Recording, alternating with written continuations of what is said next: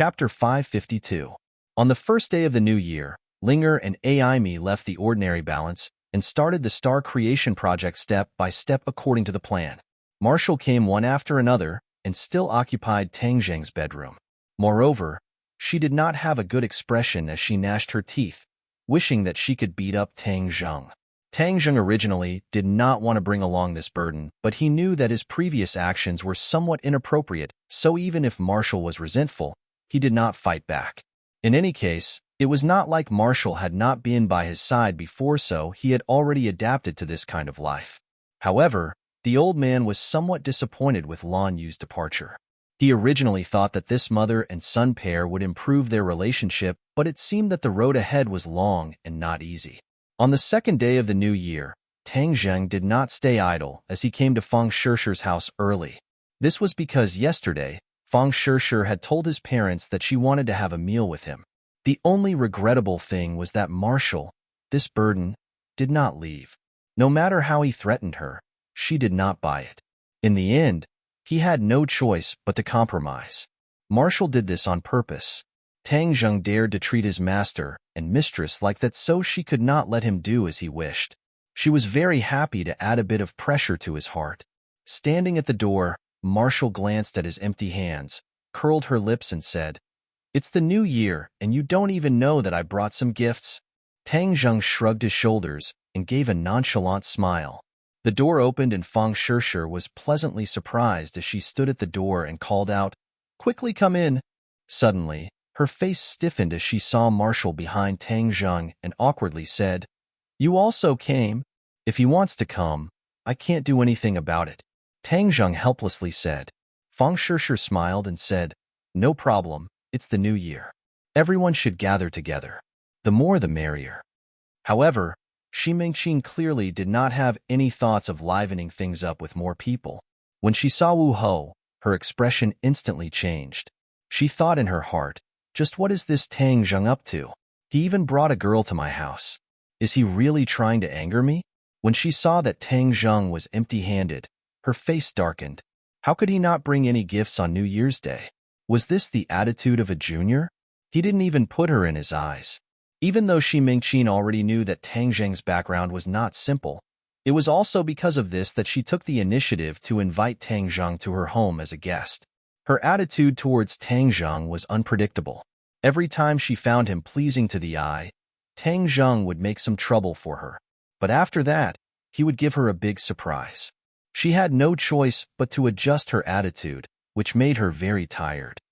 Fang Chonghua, on the other hand, was much calmer. He didn't have a strong impression of Tang Zheng, although Tang Zheng had many good points and flaws. Even though Xi Mingqin's expression was not good, Tang Zheng still smiled and said, "Auntie, Happy New Year." Xi Mingqin was expressionless as she turned around to leave. "Auntie, this is my New Year's gift to you. It's just a small token of my respect." Tang Zheng's eyes were sharp and his hands were fast as he hurriedly took out a porcelain bottle from his pocket. Xi Mingqin raised her foot but retracted it. She curiously looked at the porcelain bottle and said, "Just come, why bring a gift?" However, she silently cursed in her heart. It's just a small porcelain bottle. It doesn't seem to be anything high grade. What good can it be? She had a face of disappointment and was about to place it to the side.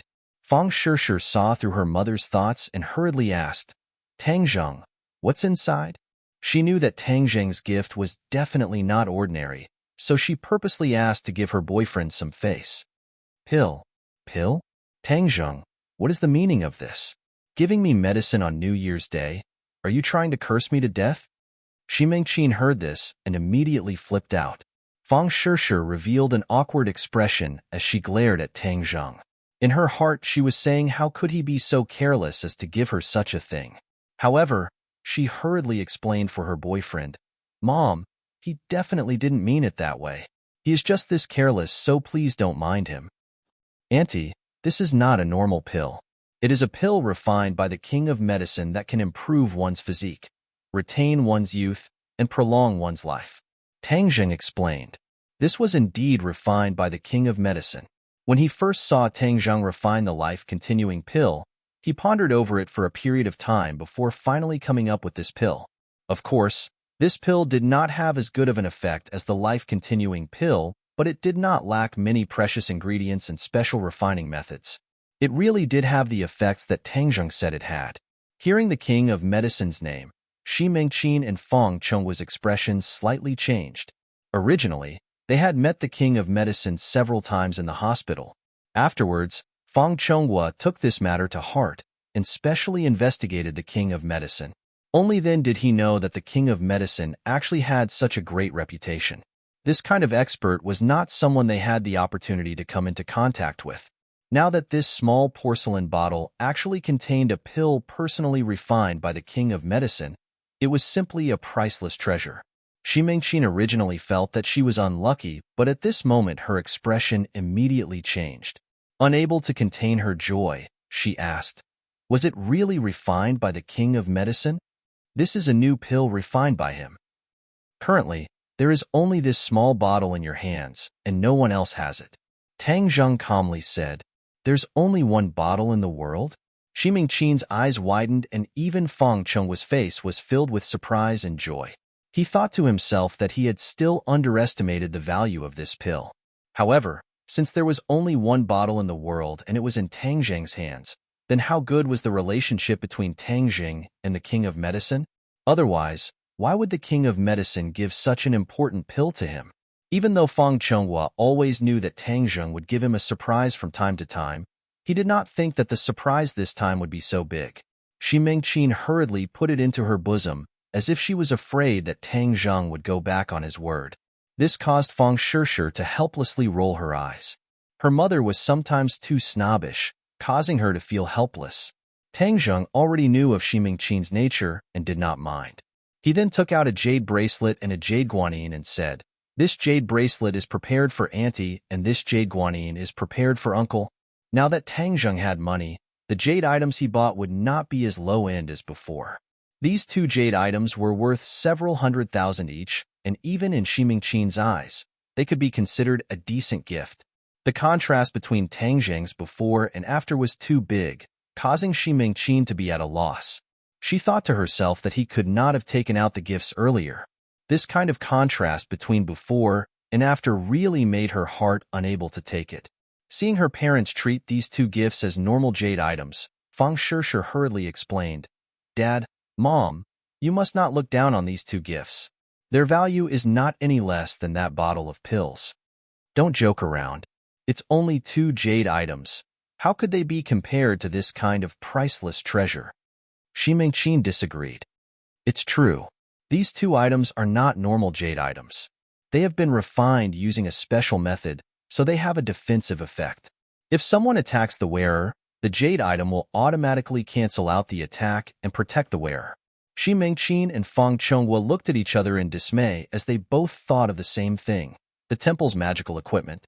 Many rich people like to go to the temple to have their magical equipment consecrated by a great master. They believe that magical equipment can eliminate disasters, but many people understand that this is only a psychological effect.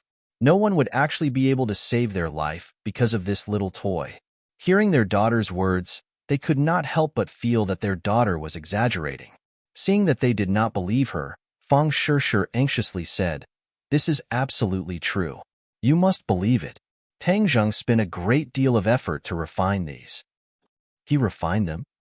Tang Zheng smiled and nodded his head. The two of them were not clear on matters regarding cultivators and did not know Tang Zheng's true identity. Half believing and half doubting, they said, "Okay, we believe you. You must remember to wear them on your body at all times." Feng Shishir warned. Tang Zheng did not explain any further. Although the two of them clearly did not believe in this kind of miraculous use, they placed more of their attention on the small bottle of pills. Xi Mingqin asked for the details of how to use the pills and impatiently ran back to her room. After this interruption, the originally awkward atmosphere became joyous and harmonious. Feng Shishir quietly said to Tang Zheng, "Mom locked the pills in the safe as if she was afraid someone would steal them." Tang Zheng laughed involuntarily as he did not take these pills seriously and only took them out on a whim. However, this gave him an idea. Since he wanted to use the king of medicine as a gimmick to set up a pharmaceutical company, then these pills could be pushed into the market. There was no need to doubt the effects of these pills, and they would definitely be popular. This was equivalent to having another source of income. Not long after, a table of delicacies was placed on the table. The few of them sat together and Feng Chonghua took the initiative to ask Tang Zheng to drink a few cups. Tang Zheng did not refuse and the two of them drank to their heart's content. Feng Chonghua excitedly asked, "Little Zheng, after the previous storm, what do you plan to do in the future?" "Reinvigorate the flag and drum, become bigger and stronger." Tang Zheng simply said 8 words. Feng Chonghua wrinkled his eyebrows and said, "This will not be easy. Where there is a will, there is a way." Tang Zheng faintly smiled, full of confidence. Feng Chonghua was suddenly startled as he was infected by Tang Zheng's strong confidence and could not help but feel ashamed of his own inferiority. He was implicated by Tang Zheng, and during the Dragon Group storm last time, several of his real estate projects were stopped. Thus, many of his business partners suddenly withdrew their investments, causing his capital chain to break. Although he was not bankrupt, he had no choice but to part with his treasures and stop many of his real estate projects. This year, he did not have a good new year. When he was alone, he would often frown and sigh. Now, he did not have a place to raise funds, and as time passed, his situation would only worsen. However, he was at his wit's end and could not find a breakthrough. "What are you planning to do?" Feng Chonghua casually asked. Tang Zheng did not hide anything and told him his business plan. Gradually, Feng Chonghua's face became more and more serious and finally became shocked. The wine cup in his hand tilted, and he did not even notice the wine spilling on his clothes. Chapter 553. Feng Shishir, on the other hand, did not feel shocked as she looked at Tang Zheng in high spirits. The feeling of being in high spirits was extremely handsome. After Tang Zheng finished speaking, Feng Chonghua and Shi Mingqin fell into a state of shock and only came back to their senses after a while. Feng Chonghua asked in disbelief, "Tang Zheng, do you know how much money you need to invest in this business plan?" "It definitely won't be a small amount, but I don't have that much money right now." Shi Mingqin swallowed her saliva and said, "Young man, don't bite off more than you can chew. This business plan is not something that can be played with just a few million, or even tens of millions." Tang Zheng nodded his head in agreement. "Auntie is right, so I prepared an initial investment of over 10 billion. "What?" The husband and wife seemed to have springs under their butts as they both jumped up from the sofa and exclaimed in unison, 10 billion? Tang Zheng, don't joke around." Shi Mingqin frowned and criticized, "Young man, you can't bite off more than you can chew. Even more so, you can't carelessly boast as it has no practical use." She thought in her heart that this was a joke. "Did you think your family printed money? 10 billion, not $100. How could it be so easy to raise?" Feng Chonghua had worked hard for half his life to amass a few hundred million, and this was after adding in the fixed assets. Even if she was beaten to death, she would not believe that Tang Zheng, who was still living in a small broken house half a year ago, would have over 10 billion. This was just like a lunatic's dream. Feng Chonghua nodded his head in agreement with his wife's words and sincerely said, "I know you have great ambitions and this is very hard to come by, but the road must be walked step by step so that you won't fall." Tang Zheng completely agreed with his advice and said, "Uncle and Auntie are both right, so this 10 billion is just an initial investment. Afterwards, we will look at the results, and if the results are good, we will add more in the future. Moreover, after investing this 10 billion, there will be quite a bit of profit, and it should be enough to smoothly carry out this business plan. Didn't I tell you to stop joking around? Is there any meaning in bragging like this?" Shi Mingqin angrily reprimanded. Feng Shishir also didn't know much about Tang Zheng's specific situation. She hurriedly signaled him with her eyes, took her mother's arm, and advised, "Mom, don't do business. Tang Zheng's idea is still very good. Even if his idea is good, he can't say it like that. Does he really think that money floats down from the sky?" Shi Mingqin complained. Tang Zheng shrugged and said, "The money didn't come from nowhere. I found a way to earn it. I believe you will see the results soon." Shi Mingqin was about to retort a few more times when she saw her husband's expression change. Feng Chonghua was not a stupid person, and seeing Tang Zheng's solemn vow, after careful consideration, he could not help but half believe and half doubt. Tang Zheng, are you serious? Of course it's true. Why would I lie to you? Feng Chong solemnly asked. Then where did you get the money? I auctioned off a few things to raise the money. Around 10 billion. I have already given it to someone else to operate. Tang Zheng casually said. His tone was very relaxed, as if it was not 10 billion, but only 100 yuan. Even though Feng Chonghua could be considered a millionaire, in the face of such a large amount of money, he could not remain so calm. What did you auction off for it to be worth so much money? Xi Mingqin rushed to ask. She also gradually realized that Tang Zheng didn't seem to be spouting nonsense, but she also found it hard to believe. Because this meant that Tang Zheng, who she originally thought was a pauper, was much richer than her family. He was simply a rich husband. Just a few small things. Tang Zheng half-heartedly said. Since even the ghost realm noticed the matter of the life-continuing pill, then it would be best if this matter did not spread. Seeing that Tang Zheng was not willing to speak in detail, Feng Chonghua did not force him. However, his heart was already in turmoil as he pondered just what could be worth such a large amount of money. Xi Mingqin's eyes began to shine as she stared at Tang Zheng, as if she was staring at a gold ingot. She impatiently asked, You said that you gave this money to someone else to operate. How can you be so careless? With such a large amount of money, do you think that other people won't run away with it? Tang Zheng confidently said, Of course not. I trust them. With such a large amount of money, how could a normal person bear it? Even if you trusted them before, you cannot expect to trust them in the future. This is not good. This money must be managed by someone close to you. Xi Mingqin said without stopping, I am busy with school and other matters. I don't have time to manage business matters. Moreover, this is not something I am good at, so I can't find anyone else. Why can't you find anyone? Xi Mingqin suddenly had an idea as she looked at her husband and said, That's right. Isn't your uncle the most suitable person? Feng Chonghua was stunned as his heart fiercely jumped. If he was allowed to manage this money, then he really would be moved. This amount of money was bigger than any of his previous business plans. As a businessman, participating in such a large business plan would undoubtedly give him a sense of accomplishment. In addition, his company was already in a financial crisis. If he could cooperate with Tang Zheng's company, then he would be able to rise from the dead. However, Feng Chonghua still had his own reservations and could not be overjoyed after hearing these words. He purposely glared at his wife and complained, This is his money, so of course he is the one making the decision. Moreover, since he gave it to someone else, then he must have trusted them. If he goes back on his words like this, then what will others think of him? That's right, little Zheng. Who did you give this money to? Sister Mu, Lin Hu and Fire Phoenix. Feng Chonghua was not unfamiliar with Lin Hu and Fire Phoenix. He also knew that these people from the underworld had pledged their allegiance to Tang Zheng. However, he did not know much about this Sister Mu. Who is this Mu? Mu Hongyan.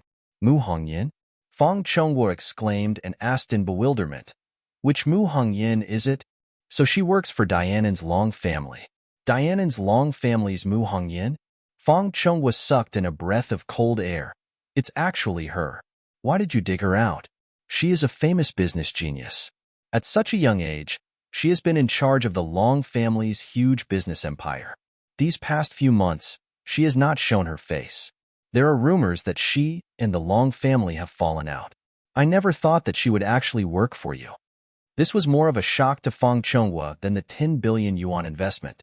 After all, Mu Hongyan was not someone who could be invited with money. She was the daughter-in-law of Dianan's Long family.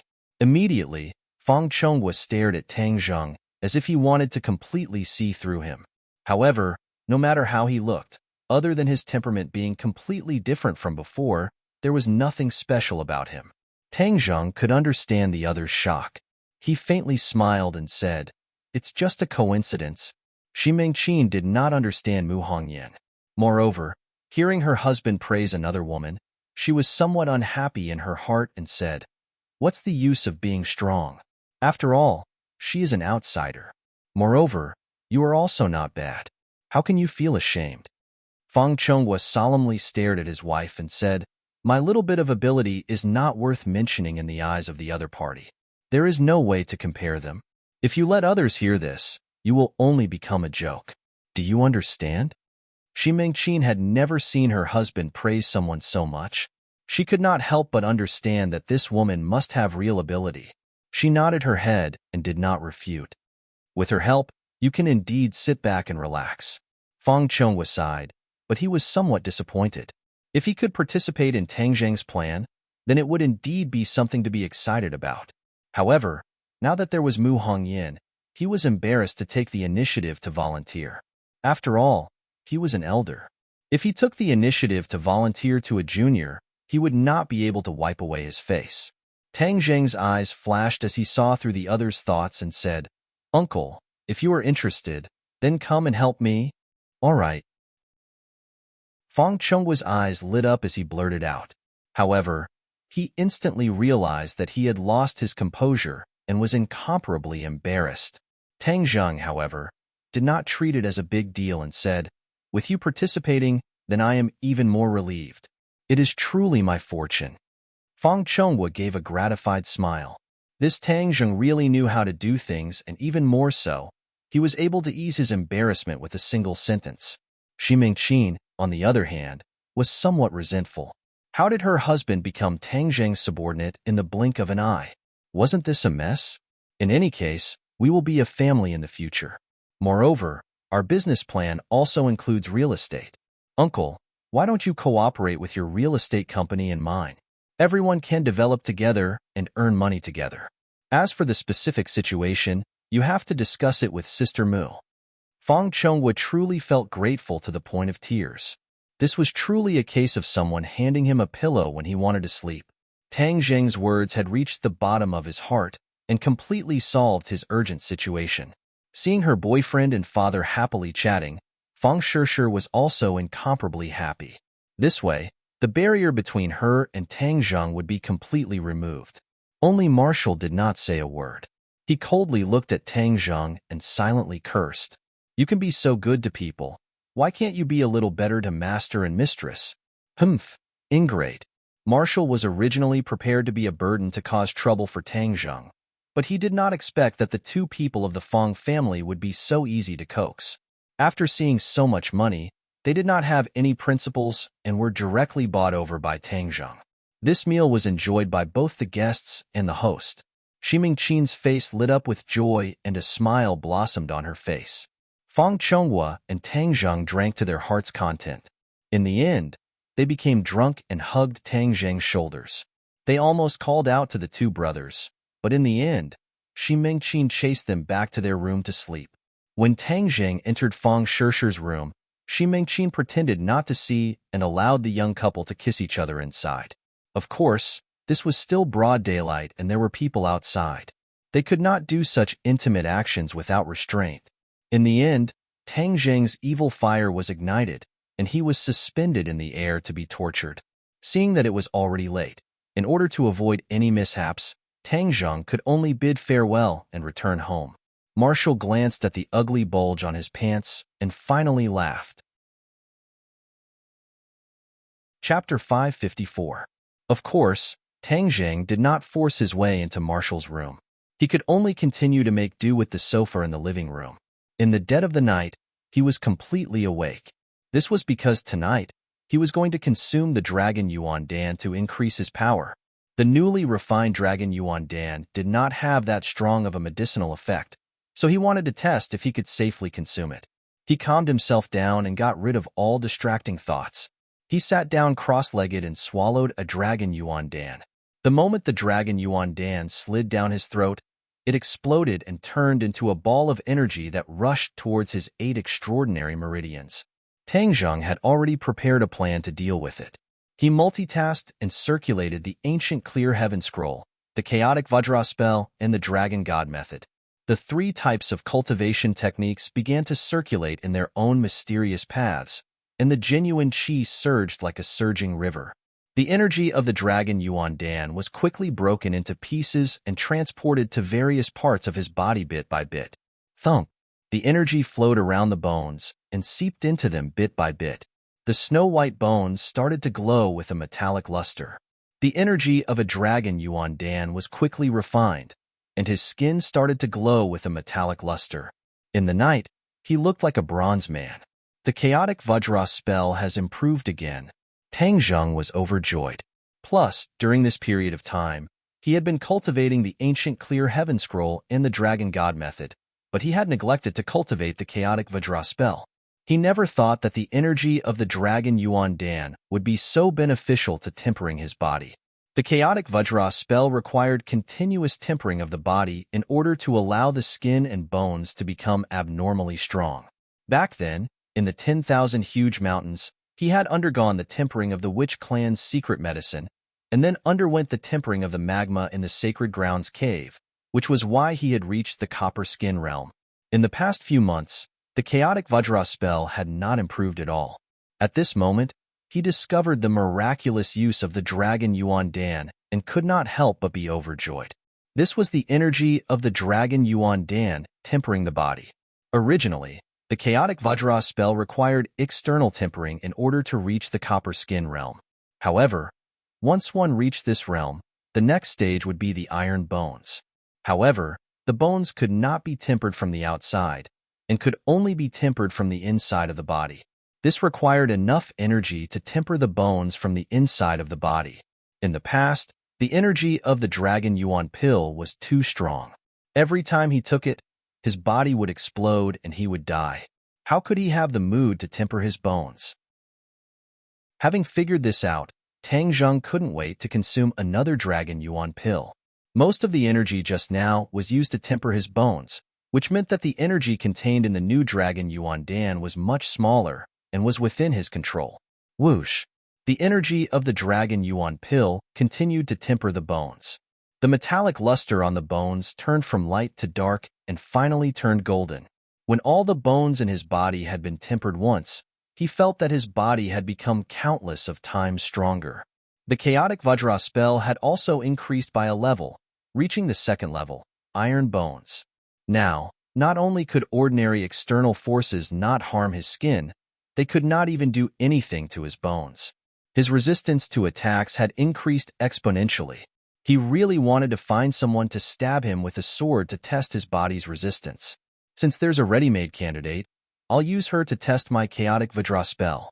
She also hates me to the core, so I'll give her this chance to vent her anger.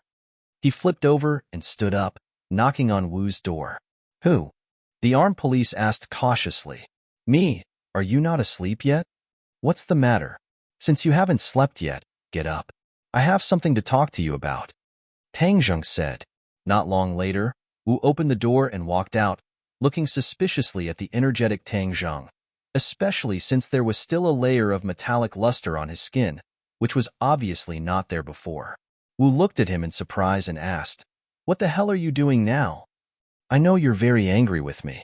I'm a magnanimous person, so I'll give you a chance to vent your anger. Tang Zheng said while beaming. Wu looked at him suspiciously, not knowing what he meant by that. Seeing that he did not understand, Tang Zheng explained, Let's find a place to spar.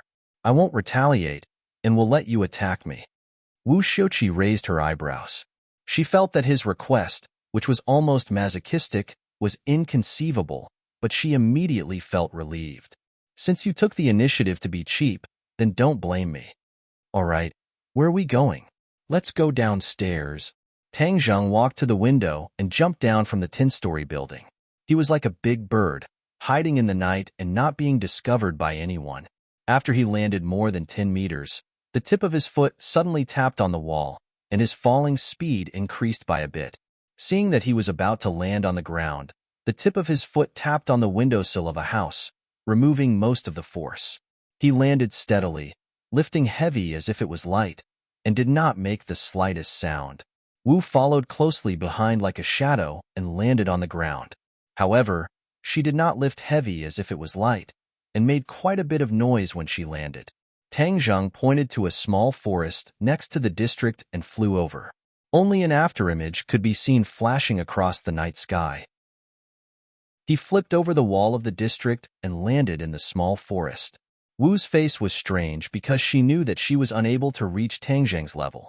She felt helpless and unreconciled with his speed of improvement. Back then, her cultivation was much higher than his. How could she be inferior to him now? She could not help but feel a sense of powerlessness and frustration in her heart, but in an instant, her eyes became firm and she chased after him. This time, he had to give Tang Zheng a good look and vent his anger for his master and mistress. The night was like water, and the small forest was pitch black. Only the occasional bit of moonlight that penetrated through the clouds allowed people to clearly distinguish their surroundings. The two of them had outstanding eyesight and were not affected by the darkness. They stood facing each other. "Use this blade to attack me. I won't fight back," Tang Zheng said as he handed Wu a large blade. Wu weighed the large blade in his hand. It was indeed a sharp blade that shone with a cold light. She looked at him in bewilderment and asked again, "You really want me to attack you? If you pass this village, you won't have this shop anymore. If you want to attack me in the future, it won't be easy." Tang Zheng provoked. "Since you're asking for trouble, then I'll help you." Wu snorted, and with a whoosh, the broadsword slashed towards Tang Zheng's chest. Bang! Tang Zheng was forced back by the strong force. A crack appeared on his jacket, and his slightly golden skin was revealed. However, there was no blood, nor was there a wound. Marshall looked at this scene in shock. She had only used 30% of her strength in this slash, but she did not expect Tang Zheng to not resist at all. After eating the slash, he was completely unharmed. Wu also knew that there were some people in the martial arts world who practiced martial arts and boasted that they had copper skin and iron bones. However, she knew that many people were just randomly bragging. If they really slashed with a large blade, they would still have to dodge. Furthermore, if they were not killed, they would still lose half their lives. However, Tang Zheng was obviously different from those fake masters. He really used his body to resist the blade. "No matter what kind of martial arts you cultivate, eat my second blade. Let's see if you will still be unscathed." Wu rushed forward a few steps and chopped down with the broadsword. The broadsword light lit up with a demonic red light in the darkness. Tang Zheng's pupils constricted as he recognized that this was the mental cultivation method of the roaring flame blade. Normally, her hands would be used as a blade, but at this moment, her inner strength was completely attached to the blade. It was as if the blade was burning, and it was much more powerful than the broadsword itself. Tang Zheng did not retreat. He bent his knee backwards and supported his body. Seeing the burning broadsword approaching, he puffed out his chest. Bang! Tang Zheng slid backwards, creating a gully on the ground. In the end, he broke a tree and fell to the ground with a loud bang. Wu was startled. This time, she had used 90% of her strength. The power of this blade was enough to split open stones. Only then did she suddenly remember that she had used such a ruthless blade out of anger. Would Tang Zheng be split in half by him? If that was really the case, then she would not be able to answer to her master and mistress. She threw away the broadsword and hurriedly rushed over, crying out in shock, "Tang Zheng, how are you?" Tang Zheng laid flat on the ground. The taste of this blade was not good at all. A bright red mark appeared on his chest. His clothes had been completely torn apart by the broadsword, revealing his hard chest. Fortunately, there was no blood, and it did not cut through his skin. Wu looked at this scene with a dumbstruck expression and said, "I have such a powerful blade, yet you are still safe and sound?" She had always been confident in her own strength, but when she saw Tang Zheng's heaven-defying ability to resist attacks, she could not help but feel a deep sense of powerlessness. Tang Zheng did not look as good as he looked on the surface. Although he had copper skin and iron bones, his body still felt pain. After withstanding such a powerful attack, the muscles on his chest were almost torn apart, and the pain of his bones falling apart almost caused him to collapse. At this moment, the innate qi crazily surged in his meridians, trying to calm the heart-wrenching pain. The energy of the dragon Yuan Dan that had not been completely refined also became restless, fusing with the surging innate qi, turning into a wild horse that recklessly galloped in his meridians. Gradually, his body became incomparably hot, like a large furnace. His skin, which was originally suffused with a metallic luster, turned fiery red, and his entire body seemed to be on fire. Damn, this is bad. I still underestimated the energy of the dragon Yuan Dan. I originally thought that there would be no problems after tempering my bones, but I didn't expect that the remaining energy would still be so powerful. Taking advantage of my weakness, it actually detonated my pure yang energy. Tang Zheng did not know whether to laugh or cry. He had underestimated his opponent too much, especially during this period of time when the pure yang energy was extremely quiet, causing him to overlook this fatal flaw. This time, the pure yang energy had exploded. What should he do? This was not a joke. He already felt that his body was so hot that he could not stand it anymore. The dew on the grass around him was evaporated by his heat. Hey, what's wrong with you? You were the one who told me to attack you, so you can't blame me, Marshall said. He supported himself with both hands on the ground and stood up with great difficulty. He clenched his teeth and walked into the small district without saying a word.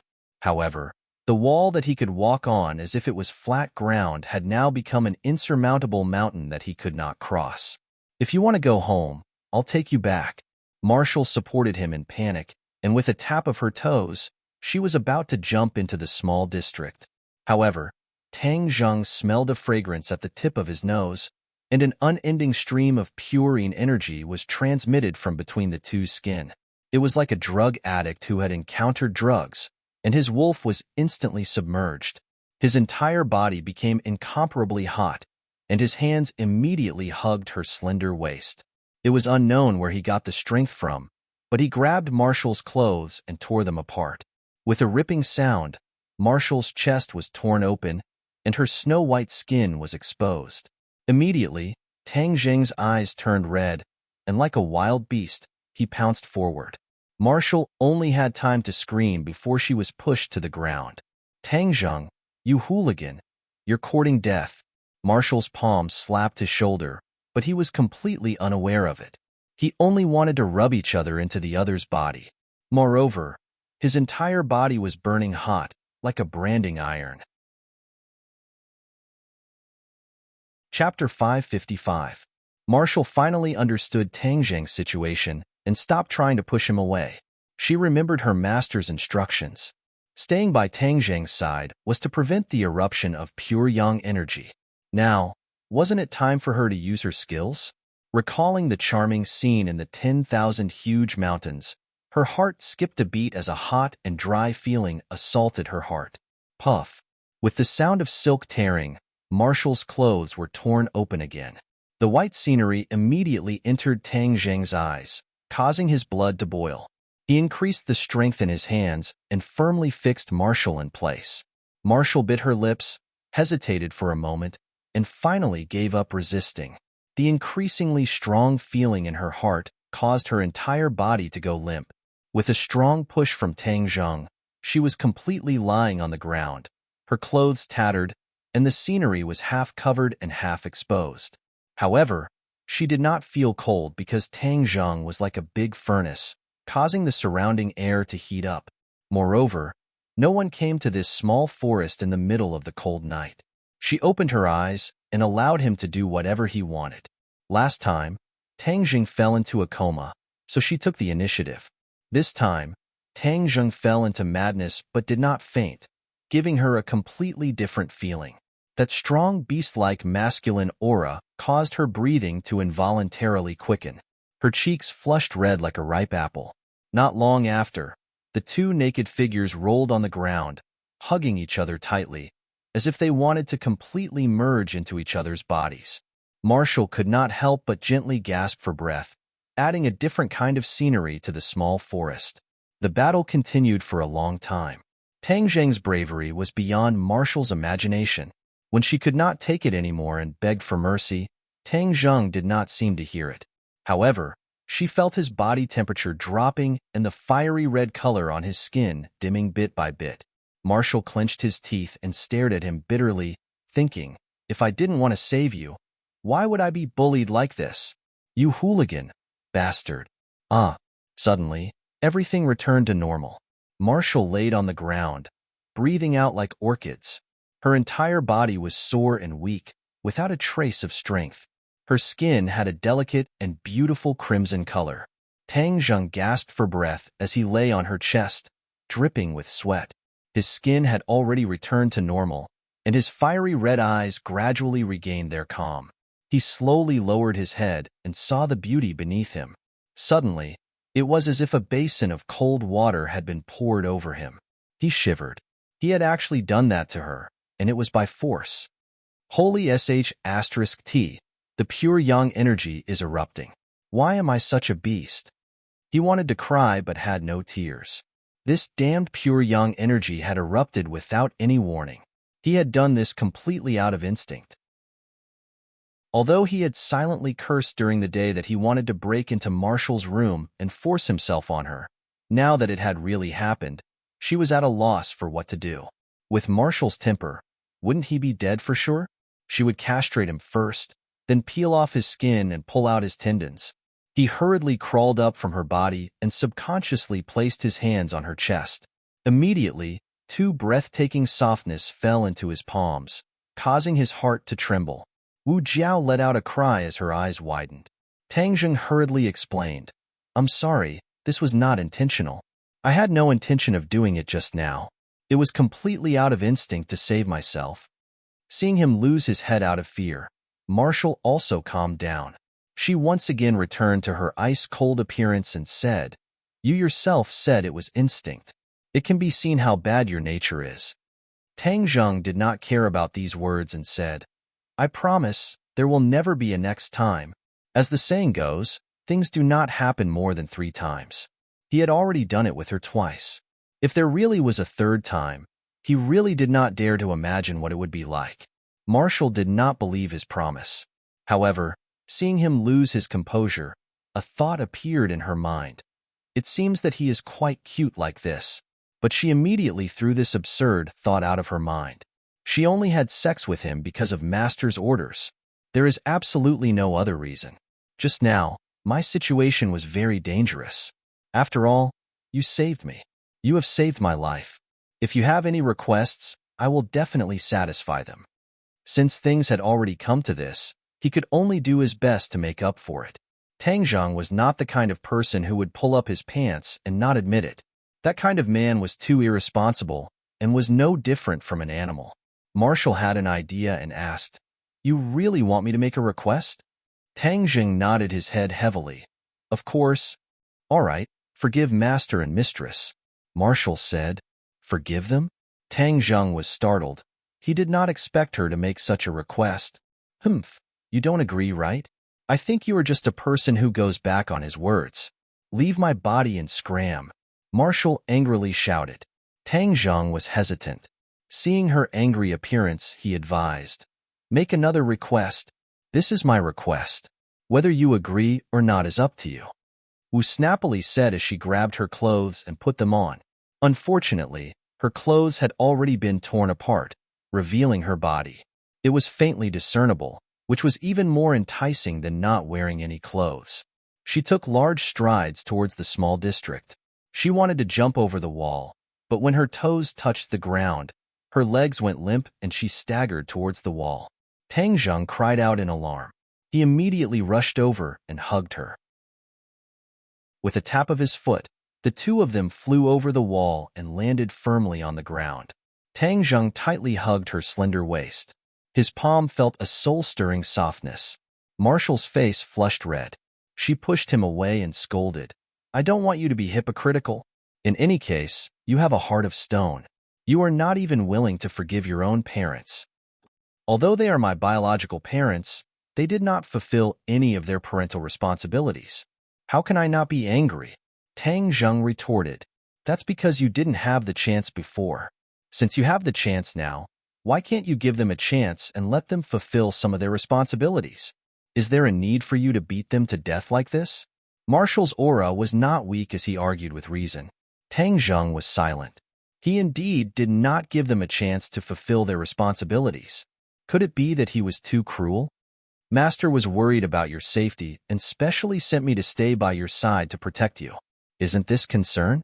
How can you turn a blind eye to it?" Marshall chattered on. "If it wasn't for me just now, would you still be standing here alive?" Tang Zheng glanced at her and admitted that she was right. If it wasn't for her, he would have been in danger. So, in reality, it was Wu Junshan who saved his life. Seeing that Tang Zheng's will was wavering, Marshall struck while the iron was hot and said, "As long as you promise to give them a chance, I will forgive you this time." Tang Zheng's heart moved. The other party had already given in. If he continued to persist, wouldn't it be too heartless and cold? "All right, I'll promise you. I'll give them a chance. But if you want me to forgive them immediately, that's impossible." Tang Jing finally compromised. Marshall was overjoyed. Although this result was not perfect, at least there was progress. He nodded and said, "At least you have some responsibility. Let's go home. If the security patrol sees us, we'll lose a lot." Tang Zheng pointed at his exposed skin and reminded, "How can I leave from the main entrance like this? Moreover, there are surveillance cameras at the bottom of the building." Marshall fiercely glared at him and asked. The corner of Tang Zheng's mouth curled up and said, "It's nothing. Watch me." After saying that, he picked her up by the waist, and with a tap of his foot on the ground, he leaped up a few meters into the air, and then lightly tapped on the wall a few times, and the two of them soared up. Fortunately, it was the middle of the night. Otherwise, this scene would definitely attract many people to stop and watch. Wu did not scream. She was just a little surprised that he would use such a method to glare at him, but he turned a blind eye to it. In midair, she subconsciously hugged his body, and in a trance, she felt as if they were a pair of intimate lovers. She subconsciously shook her head and hurriedly got rid of this absurd thought. She adjusted her rapid breathing and quietly felt this different feeling.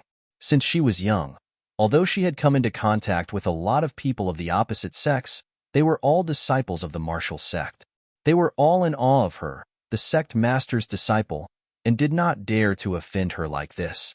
Ever since she had that intimate relationship with Tang Zheng in the 10,000 huge mountains, her heart began to change. Originally, the feeling between men and women was like that, but this time, the feeling was completely different, as if she had peeked into another wonderful world.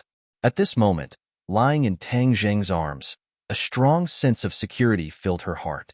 She knew that this arm was a strong safe harbor, and any wind or rain would be blocked outside. Suddenly, a complicated thought arose in her heart. She could not help but be a little envious of Feng Shishir, because she would often lean on this arm and ignore all the wind and rain outside. Bang! Tang Zheng's feet lightly landed on the ground. Wu Rumeng woke up and immediately suppressed the complicated thoughts in his heart. He jumped down from her arms and rushed into the bedroom as if he was flying. Seeing her fleeing in panic, Tang Zheng smiled bitterly and rubbed his nose. Was he that scary? It was as if she couldn't wait to escape from the claws of a devil. He shook his head, not bothering with these messy thoughts. He calmed his mind and carefully investigated the situation in his body. After that dangerous scene just now, other than being intimate with her, his gains were not small either. Other than the breakthrough of the chaotic Vajra spell, his cultivation had also reached the 7th stage of the Anidia realm after the final moment of the harmony of yin and yang. Looking at the surging innate qi in his body, Tang Zheng was overjoyed. The Dragon Yuan Dan was indeed useful, and he had taken too much of a risk previously. It seemed that he could not take 2 pills at once in the future. 1 pill at a time was the most suitable. Not only could it increase his innate qi, it could also temper his body, and it could also prevent the eruption of the pure yang energy. Chapter 556. Train Station. During the Spring Festival, there was a huge flow of people. On the 3rd day of the new year, there were already migrant workers traveling far away by car. Tang Zheng and Marshall stood at the exit of the station, looking at the bustling passengers walking out. Marshall's tall and slender figure made the others pale in comparison, especially the few girls who avoided her from afar, because standing near her was too stressful. Marshall was very tall, with a pair of straight and slender legs. Her figure was comparable to that of a professional model, and her beautiful face, all of which were quite lethal weapons. In any case, many people were secretly looking at her. Marshall's eyes looked at his nose looked at his heart, and was indifferent to all of this. Just like Tang Zheng, he also looked at the exit, curious as to who exactly he was waiting for. Suddenly, the crowd surged. The train arrived at the station and the passengers exited. Tang Zheng's eyes widened as his gaze wandered through the crowd. Suddenly, His pupils constricted as he locked onto a group of people and quickly walked forward to welcome them. Wu followed closely behind and looked in his direction. Immediately, she saw her target, and it was someone she knew, Yi Yuan. Beside Yi Yuan were 20 to 30 powerful clansmen, and the nearby tourists all avoided them. It was obvious that this group of natural warriors was emitting an aura that no one could enter. Humph, an aura. Tang Zheng and the rest also saw Tang Zheng. They quickly walked forward with great momentum, and then stood in front of Tang Zheng at the same time, all of them standing straight like javelins, as if they wanted to pierce through the heavens. Everyone looked sideways, guessing who this group of people were. The group of people bowed towards Tang Zheng at the same time, and respectfully called out, "Greetings, Lord Envoy." What? Lord Envoy? Many people rubbed their ears, thinking that they had heard wrongly. Could it be that they were filming a movie? But there were no cameras around. Tang Zheng did not want to be surrounded by onlookers, so he immediately waved his hand and said, "No need to be so polite. Let's get on the carriage and go back first." "Yes, sir." Everyone accepted the order in unison. Tang Zheng was helpless. His prestige in the shaman tribe had already been deeply rooted in his bones, and now, he was probably even more prestigious than the elders of the shaman tribe. It would not be easy to make them not follow the rules and salute him. However, what made him very gratified was that the strength of this group of people had obviously improved a lot. Back then, they were restricted by a mysterious restriction in the 100,000 mountains and could not practice cultivation methods. But now, they were all cultivators, and the weakest was at the foundation establishment stage, which was equivalent to an acquired warrior. The strength of these 30 Hotian warriors could not be underestimated. Back then, Tang Zheng had taken a long time to reach the foundation establishment stage, but these witch warriors were able to reach this stage so quickly, it was enough to show the innate talent of the witch tribe. In fact, there was a reason for this. Although the shamans were unable to cultivate in the past, they lived in the mountains all year round and had been tempered by the various secret medicines of the elders. Their strength was not weak, and their bodies had long stored a huge amount of treasures. Amongst them, Yi Yuan's cultivation speed was the most terrifying. Right now, he had already reached the 9th stage of the foundation establishment stage and was only a step away from the Anidia realm. Wu Yi looked at them suspiciously, not knowing why Tang Zheng had summoned all these people over with such great momentum. However, she was used to watching and listening less, so she just watched silently. The few of them boarded a bus and an off-road vehicle that they had prepared beforehand. Tang Zheng personally drove the off-road vehicle, causing Yi Yuan to be overwhelmed by the favor and almost not dare to sit on it. "Ah Yuan, it's been hard on you all the way," Tang Zheng said. Yi Yuan hurriedly said, "Lord Envoy, it's not hard for us. Everyone is too happy to see you again. The day before yesterday, when we received your notice, we immediately set off and crossed the border. Because we did not have any identity and the inspection for taking a plane was too strict, taking a train was much easier. We snuck into the train station and took the train to Changhang City. I wonder if this delayed Sir Envoy's plans?" Tang Zheng laughed and said, "Don't delay. My matters are not that urgent. I did not expect you all to come so quickly." The elder was afraid that he would delay Lord Envoy's grand plan, so he urged us not to delay in the slightest. "Is the elder all right?" Yi Yuan's face revealed a look of joy and said, "Elder is very good. Now that he has entered the fasting period, according to what Senior Tian Chanzi said, the potential that the elder has accumulated for most of his life has not completely erupted, so his cultivation in the future can only be higher." The corner of Tang Zheng's mouth raised and said, "Oh, then I really have to congratulate Elder." "Oh right. How is Tian Chanzi's cultivation?" On the phone, he kept hemming and hawing, unwilling to talk about it in detail. Yi Yuan shook his head regretfully. "Senior Tian Chanzi's cultivation is unfathomable. He did not tell us, so we have no way of knowing." Tang Zheng said that this old fellow was still playing a game of secrecy with him. The next time he saw him, he had to make things clear. This fellow used to be a cultivator of the Yuanying realm. He did not know when he would be able to completely recover his cultivation, and at that time, his side would be even stronger. However, although Tang Zheng could contact Tian Chanzi, if there was nothing important, he would definitely not contact him. This was because he was afraid that if he contacted him too frequently, he would expose the other party's exact location. Now that technology was so advanced, if the mysterious power in his hands was completely investigated, it would not be good for him. However, this time, he had allowed the Witch clan to return to their country due to many considerations. Firstly, he needed people who were strong enough and trustworthy to stay by his side to deal with all kinds of possible dangers.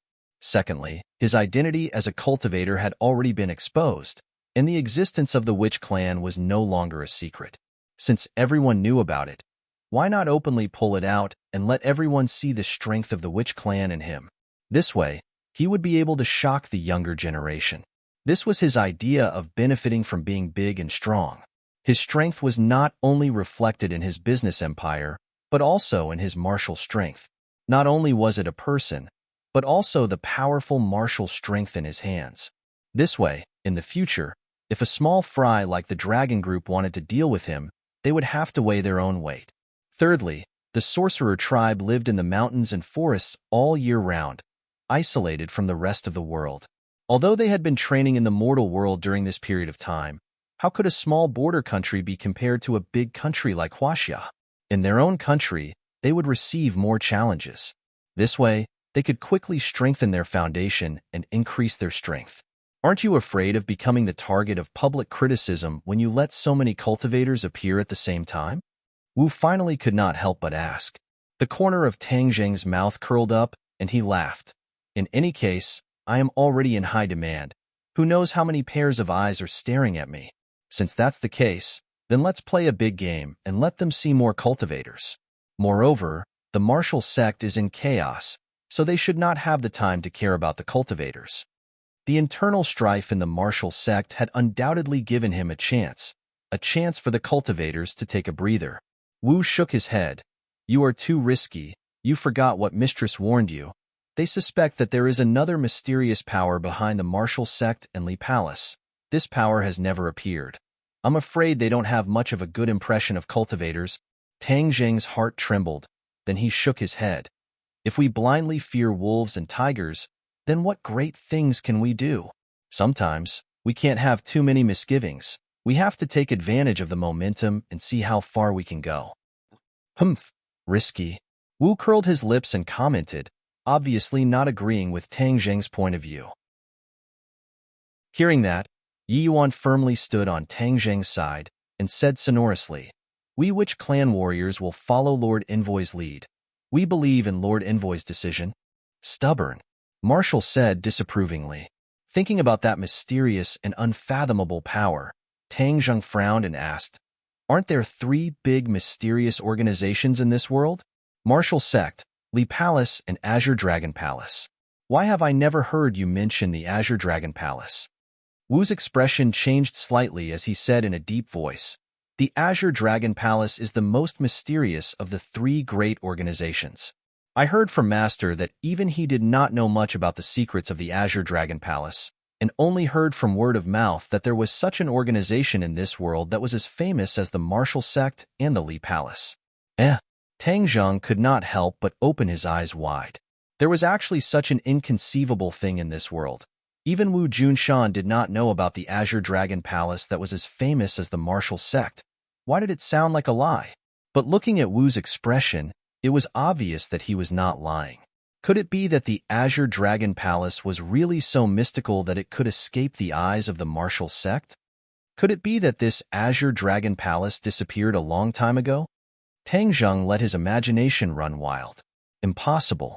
Although no one from the Azure Dragon Palace has appeared before, this organization definitely exists. It's just that it's too mysterious. Maybe it's hidden in the city, or maybe it's right beside you and me. Tang Zheng laughed out loud. How is this possible? A mysterious organization existing in the streets was like a fantasy. The hardest thing to keep in this world was a secret. How could such a large organization hide? This was definitely a great question.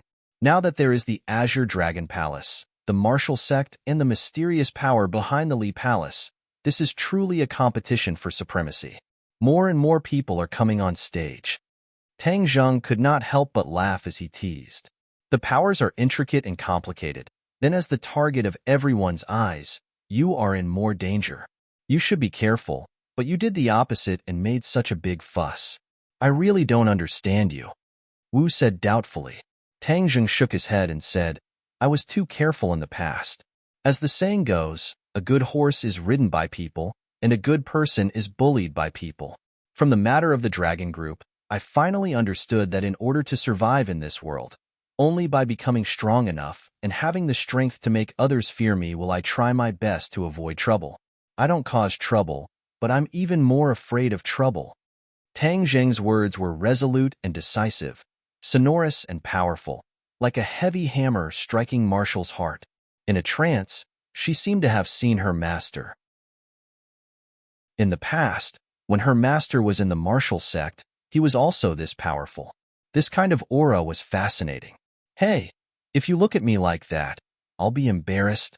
Tang Zheng glanced at her and teased mischievously. Marshall coldly snorted and said with a false heart, I want to see how you deal with the trouble you cause in the future. Tang Zheng shrugged his shoulders indifferently. Chapter 557. Tang Zheng's face darkened as he stared at the entrance of the ordinary balance courtyard. A large group of people were blocking the entrance with sticks and machetes in their hands. They were constantly pounding on the door, trying to rush in, but the door was tightly shut, making it impossible for them to succeed. Ring, ring, ring. Tang Zheng's phone rang. Young Master Tang, there's a large group of people causing trouble at the ordinary balance courtyard. Lin Hu's anxious voice sounded. I saw them. I'm right outside the door. Do you know who they are? Tang Zheng asked calmly. I saw a few familiar faces in the crowd. I've seen them before in the provincial capital, Jade Sand. They're people from the Jade Sand Path. Lin Hu analyzed. People from the Jade Sand Path? Tang Zheng frowned. He had always been in the ordinary balance courtyard and hadn't gone to Jade Sand to cause trouble. Why would people from the Jade Sand Path block his door? Don't worry. With me here, these people won't be able to cause any big waves. Tang Zheng said. Yes, then we'll open the door immediately and meet you. In fact, the guards of the ordinary balance courtyard had been cleared out in the past few days. The security of the ordinary balance courtyard was in a state of emptiness. Fortunately, no one dared to cause trouble in the ordinary balance courtyard, so it was safe and sound. But he didn't think that the people from the Jade Sand Path would rashly come.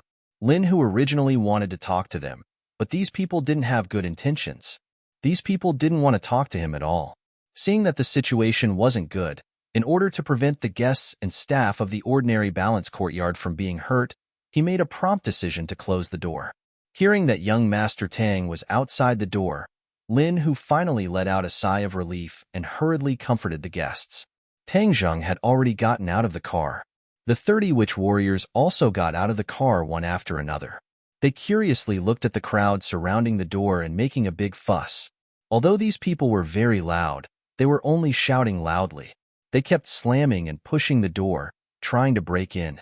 However, the door was very sturdy, and they couldn't break it in a short time. Tang Zheng walked toward the door step by step. Suddenly, his phone rang again. This time, it wasn't Lin Hu, but Fire Phoenix. Today, Fire Phoenix wasn't at the ordinary balance courtyard. Instead, she was inspecting the situation at several clubs. Unexpectedly, she also encountered troublemakers. Furthermore, all of their properties were attacked by unknown enemies. Without a doubt, these thugs were in cahoots with this group of people. It was truly a big deal. In the ordinary balance domain, it was impossible to find so many people who dared to oppose Tang Zheng. Only the Jade Sands domain dared to be so unbridled. Crossing the river, humph. I'll turn you into a drowned bug later, Tang Zheng said with a gloomy face. The corner of Marshall's mouth hooked up. Looking at the thugs who didn't know that a great disaster was about to befall them, they couldn't help but feel sad for them. These people didn't even know the background of their opponents, yet they still dared to rashly charge forward. They were simply born to be cannon fodder. Marshall walked to the periphery of the crowd and patted the shoulder of a person who was shouting nonstop, saying, "Make way!" That person turned his head and glared at Tang Zheng, saying, "Brat Scram, do you believe that I won't beat you up?" Tang Zheng's thick eyebrows twitched as he sent out a slap. Pow! That person was like a spinning top, continuously spinning on the spot before finally crashing to the ground. The others immediately noticed the clues and turned their heads at the same time. They angrily stared at Tang Zheng and roared, "Brat, where are you from? You dare to hit our people. Are you looking for trouble?" Tang Zheng looked at the other party and asked coldly, "Who sent you here? F***CK. You still dare to question me? I'll cut you to death." The other party punched. Tang Zheng did not move at all. A big hand had already blocked in front of him, holding onto the fist, only to see the fist emitting a creaking sound, and then shrinking bit by bit at a speed visible to the naked eye. The other party immediately let out a scream like a pig being slaughtered. Yi Yuan turned a deaf ear to the scream and looked at Tang Zheng inquiringly. Tang Zheng said indifferently, "Since you don't want to speak, then there's no need to." Yi Yuan understood and waved to his clansmen. The group of people were like fierce tigers descending the mountain as they rushed over. Before the other party could even say a few words, he saw a group of people rushing in front of him. Without saying a word, they directly smashed their hammer-like fists onto the other party's body. This was a one-sided slaughter. Tang Zheng was not interested in watching at all. He walked to the door, and with a creak, the door opened. Lin, who stood behind the door, and behind him was a group of curious guests. When they saw the martial arts scene outside, they all widened their eyes. Especially since this was an overwhelming battle, there was no suspense at all. Those people were like wheat, being harvested by the Witch Clan warriors at lightning speed. The screams were earth-shattering, and in contrast, none of the Witch Clan warriors made a single sound.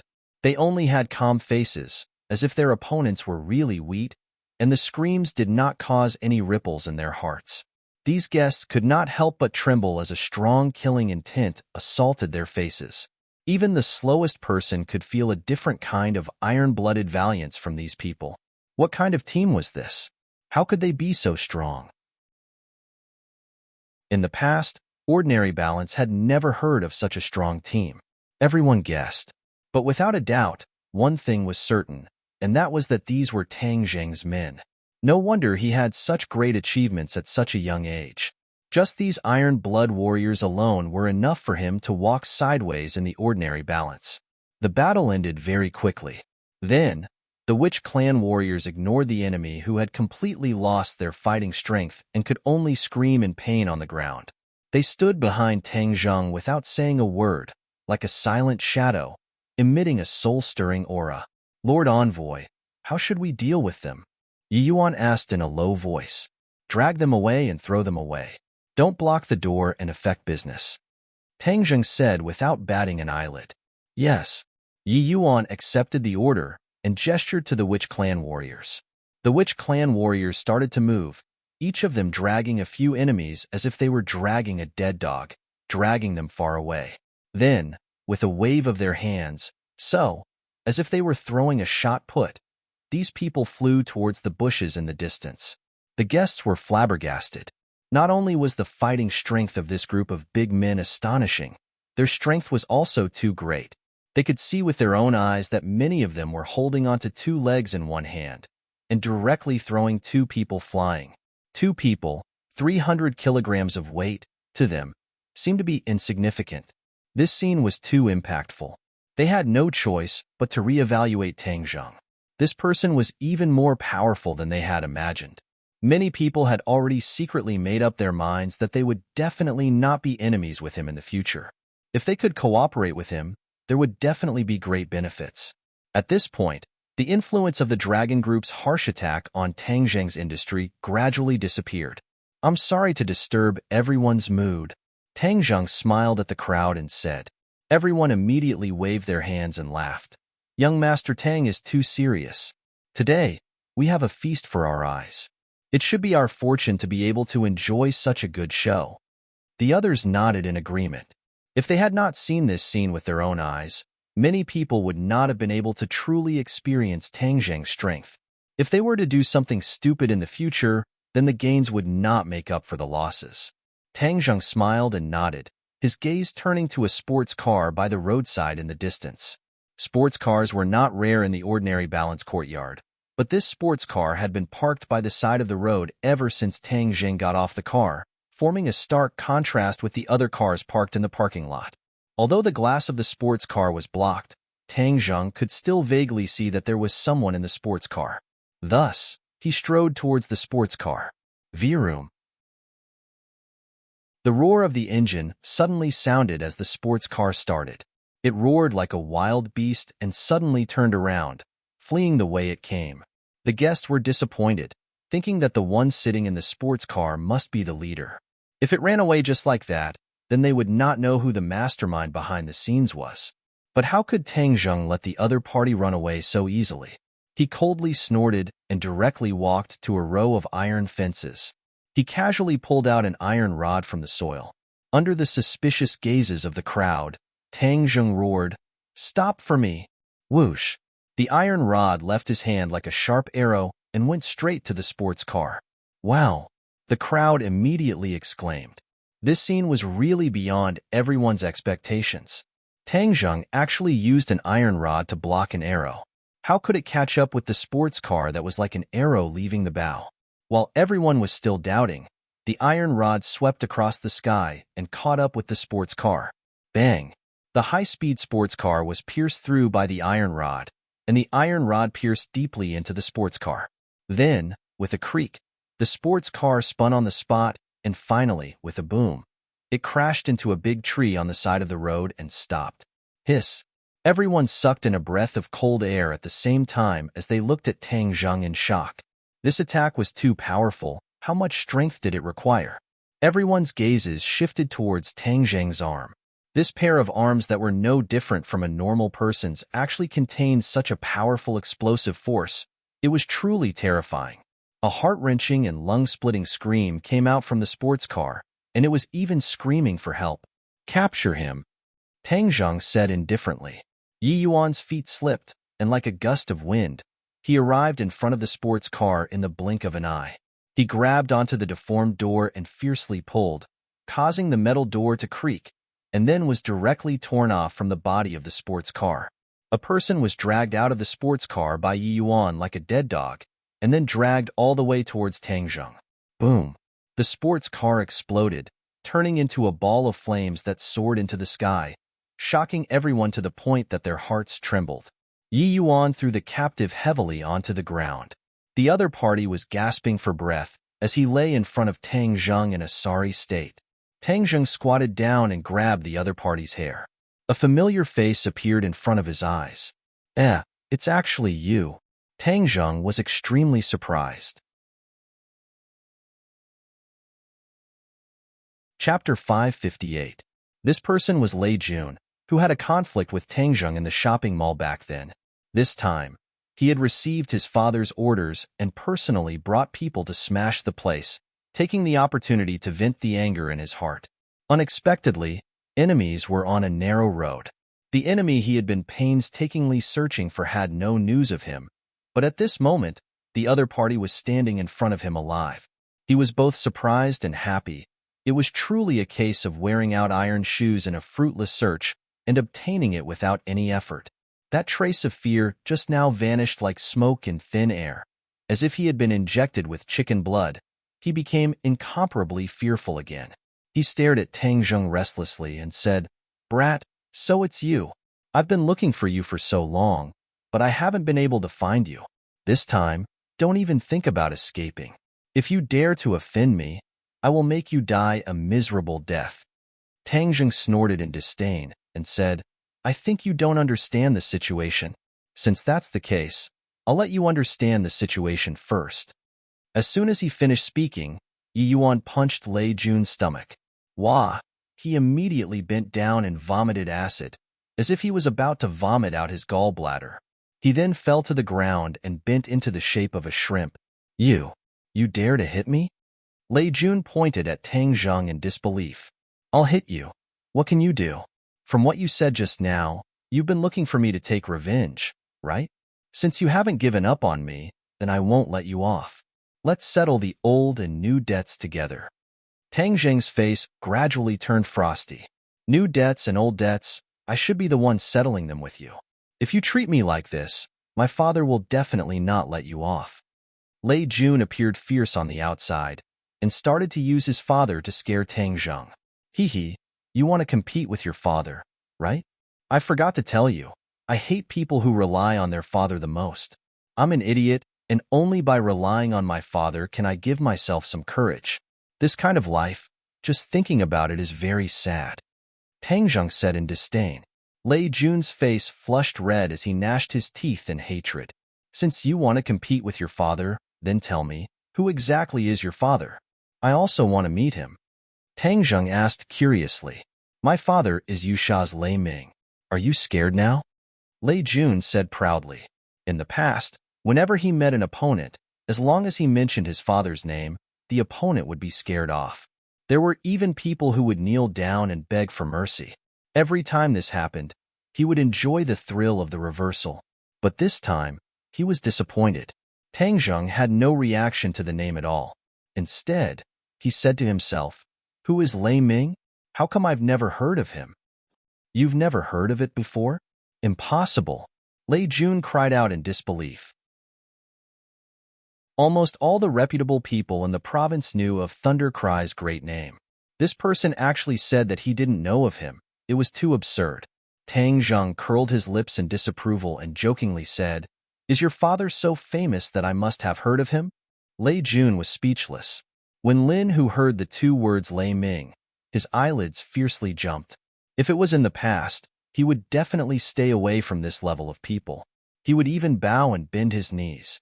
But now, even if Lei Ming was powerful, but in Lin Hu's heart, he still couldn't be compared to young Master Tang. Young Master Tang, Lei Ming is the big brother of the Jade Sand Road's Dragon Head.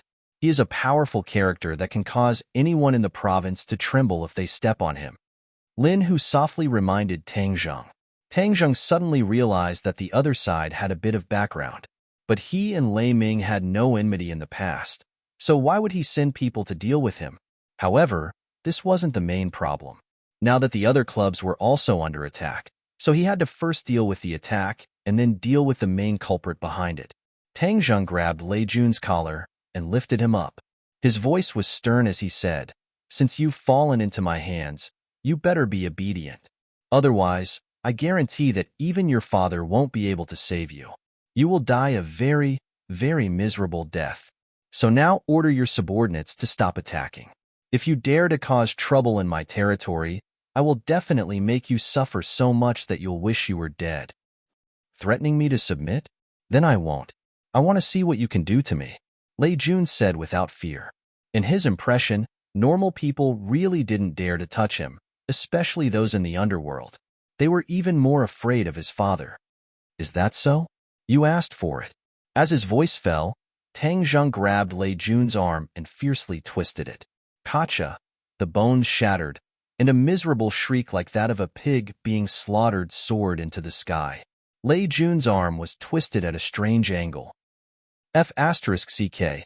It hurts so much. You mother f***ker. I'm going to kill you. I'm going to kill your whole family. Lei Jun loudly shouted. Tang Zheng's face turned cold. In this life, the people he hated the most were those who threatened his family. He grabbed Lei Jun's shoulder and moved his fingers.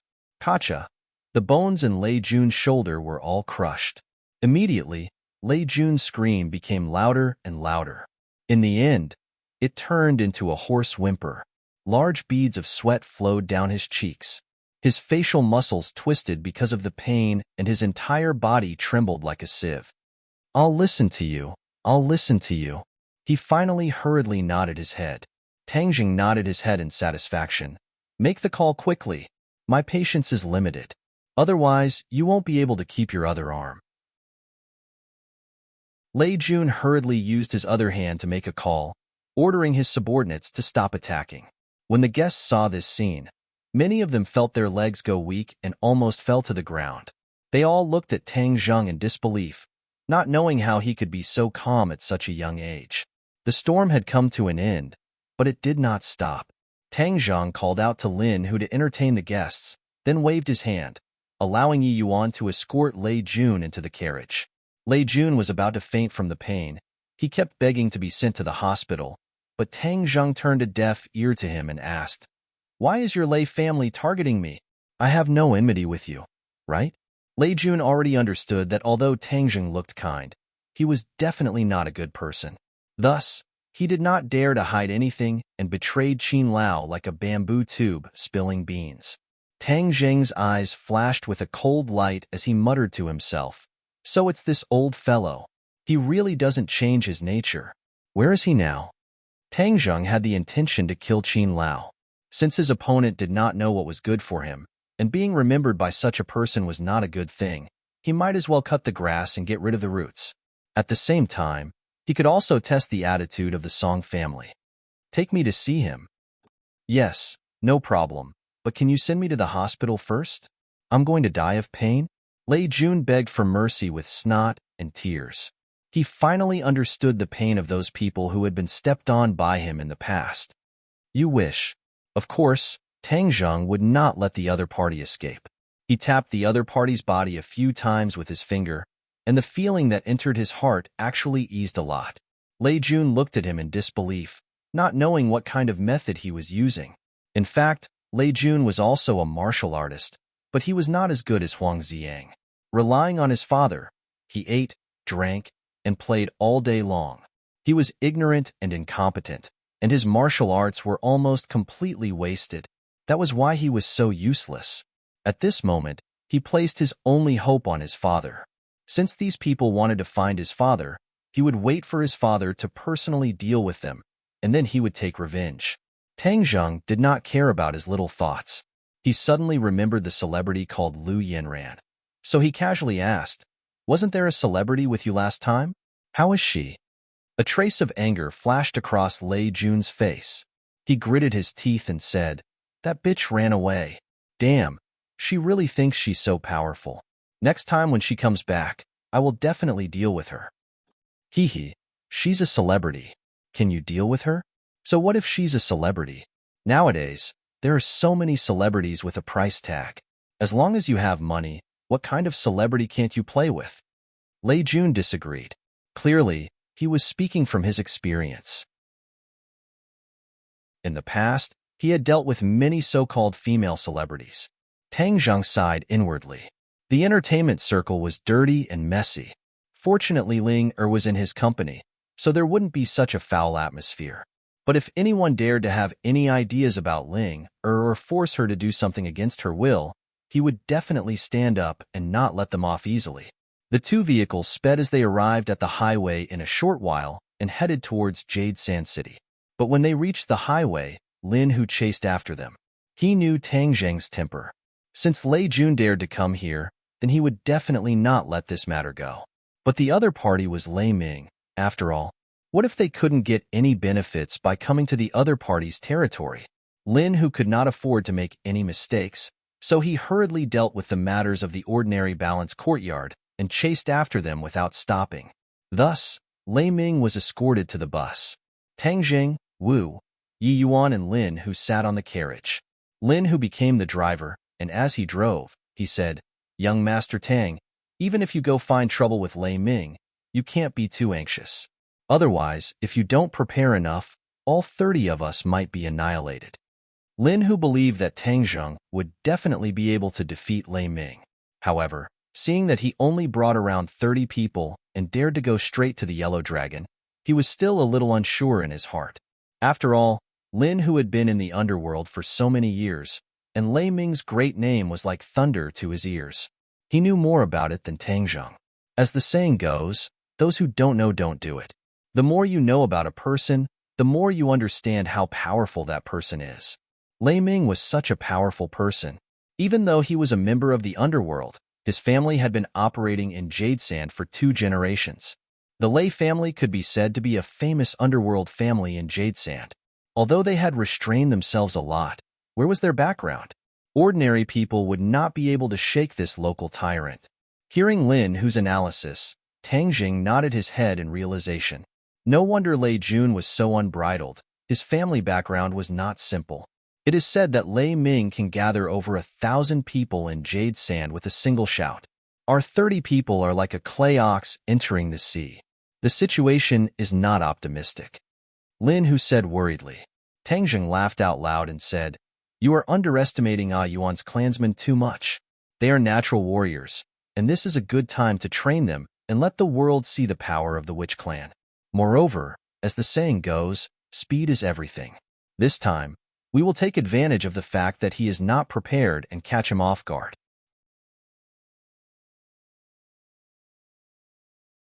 Chapter 559. The Jade Sand City was bustling with activity. Once they got off the highway, they could feel the bustling atmosphere. Lin, who didn't know where Thundercry lived, but with Lei Jun's guidance, the group headed straight for Thundercry's headquarters. The Lei family had been in the underworld for generations. They understood the principle of a crafty rabbit having 3 burrows. Not only did they have a residence in the city, they also had a huge independent villa outside the city. There were 3 floors inside and 3 floors outside, all of which were filled with spies. If there was any movement, Lei Ming would receive the news. As a result, before the 2 cars could get close to the Lei family's villa, they were already discovered. The roadblock at the intersection was put down, blocking the car. Tang Jing got off the car and looked around. The Lei family's base camp was like a small kingdom, several times larger than Huang San's base camp in the past. When the 2 cars were stopped by the roadblock, a large group of people with unfriendly expressions surrounded them. Tang Zheng was too lazy to waste his breath with these people, so he asked Yi Yuan to escort Lei Jun out of the car. Immediately, when the other party saw the battered and exhausted Lei Jun, it was as if a hornet's nest had exploded as they roared and rushed over like a tide. Tang Zheng squinted his eyes, and with a wave of his hand, the witch clan immediately rushed out like a tiger and wolf, like a ferocious beast playing with water.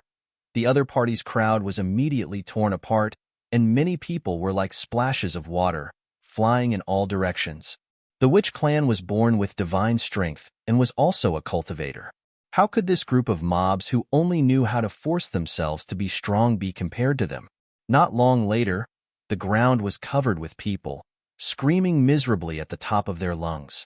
When the others saw this, they finally knew fear and retreated. Who dares to cause trouble in my Lei family? Suddenly, a furious roar sounded out, and the crowd automatically separated. Lei Ming walked out boldly, his eyes like torches, staring at the enemy fiercely. When he saw Lei Jun, his pupils constricted and he couldn't help but clench his fists. Who are you people? Tang Zheng took a step forward and said, You sent people to destroy my business, but you don't know who I am. How interesting. Lei Ming narrowed his eyes and examined Tang Zheng from head to toe. He asked, Are you Tang Zheng? Looks like you're not that stupid after all. Tang Zheng jokingly said, Impudent. How dare a kid who hasn't even grown out speak to me like that? Lei Ming shouted in an overbearing manner. His eyes turned and locked onto Lin Hu. Lin Hu, you actually followed this brat. I don't know if you have been living like a dog all these years. It was clear that Thunder was more familiar with Lin Hu, who had been in ordinary balance for most of his life, but he was very disdainful of him. Although Tang Zheng had made a name for himself in ordinary balance, in Lei Ming's eyes, he was just a child's play. Ordinary balance was a small place that he had deliberately neglected. Otherwise, how could it have fallen into the hands of others? It was because of Lei Ming's innate pride that he was so arrogant and fearless. Anger flashed across Lin Hu's face. If it was before, he would not have dared to go against Lei Ming. But at this moment, with young Master Tang as his backing, he was not afraid at all. He took a big step forward, stood out, and said, Lei Ming, we have always minded our own business, but this time you have crossed the line and dared to make a move on young Master Tang. This is breaking the rules. What do you say we do? Lei Ming snorted disdainfully and said, Rules? You dare to talk to me about rules? In the past, even the ordinary balances Huang San did not dare to talk to me like that. Who do you think you are, Lin Hu? Lin Hu's face flashed with anger. Lei Ming, I am doing this for your own good. Otherwise, the one who will suffer will be you. Lin Hu had long understood Tang Zheng's style of doing things. If people did not offend him, he would not offend them. If people offended him, he would kill them.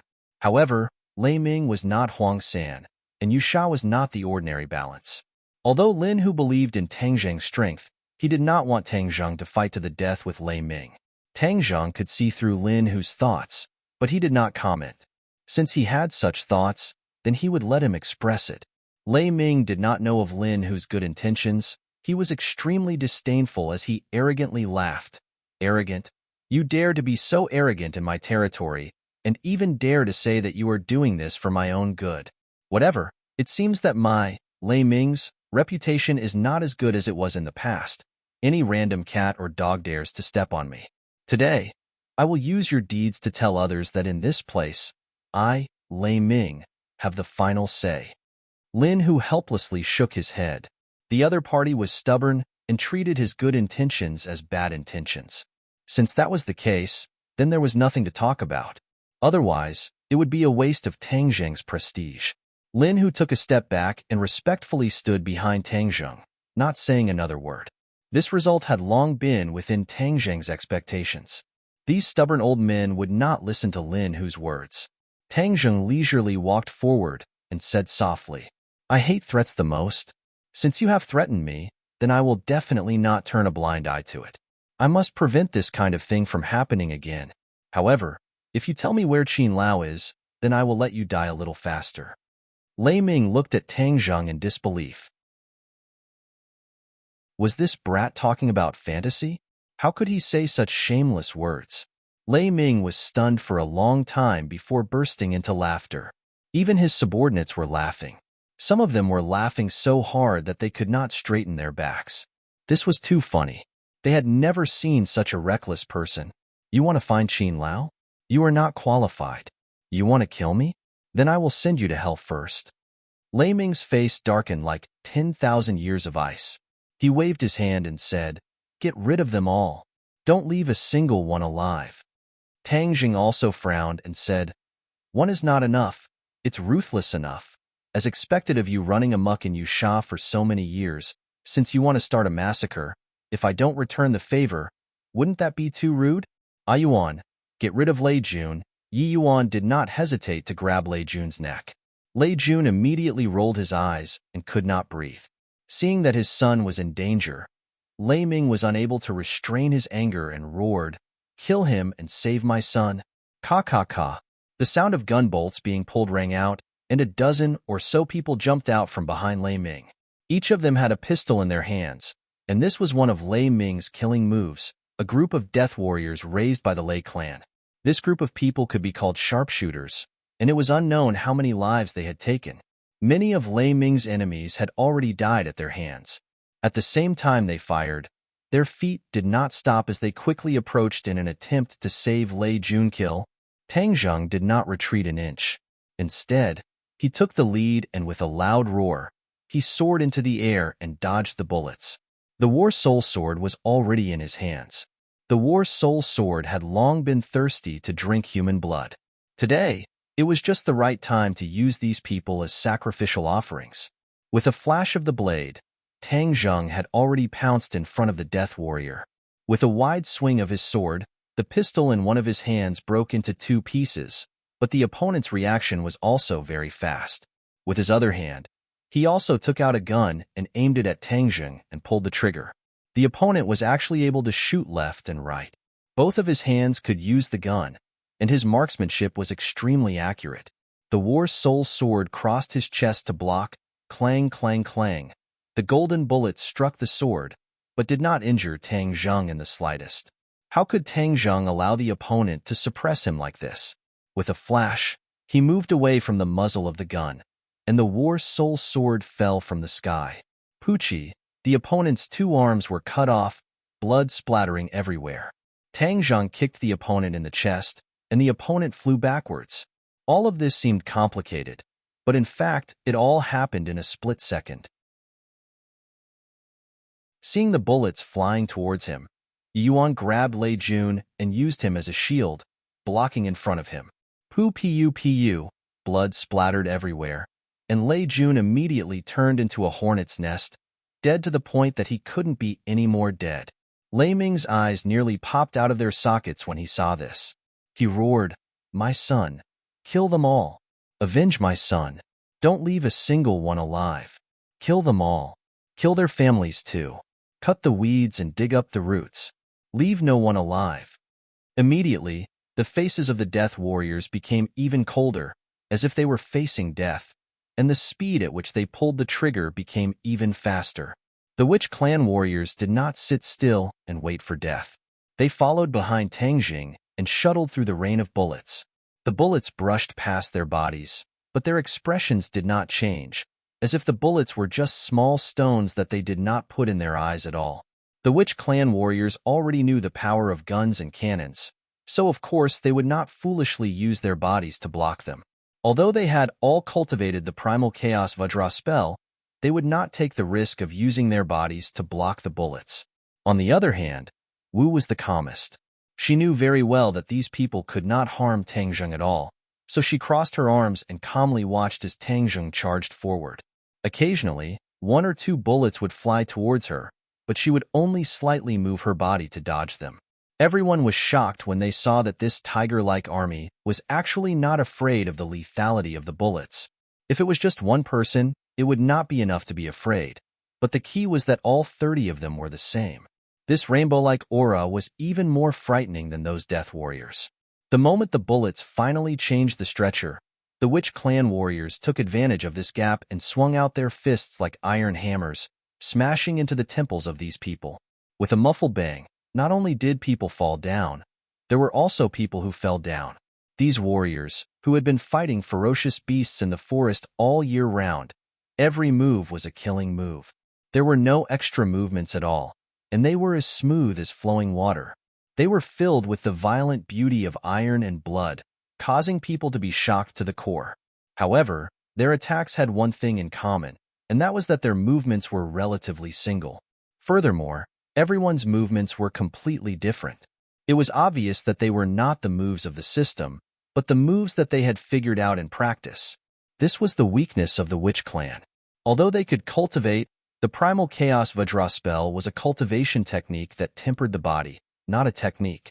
Therefore, although their cultivation was not low, their techniques were still weak.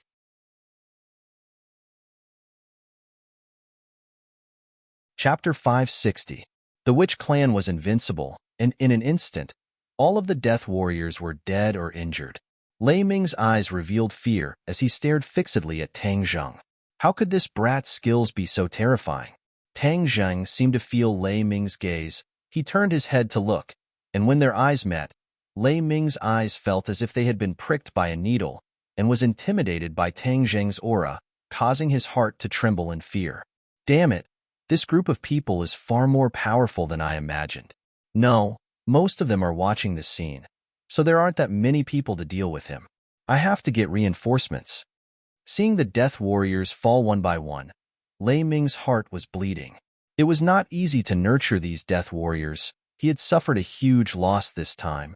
Qin Lao did not remind him that Tang Zheng was so powerful and allowed him to poke such a big hornet's nest. Lei Ming hid behind the crowd and retreated bit by bit as he made a call and spoke in a low voice.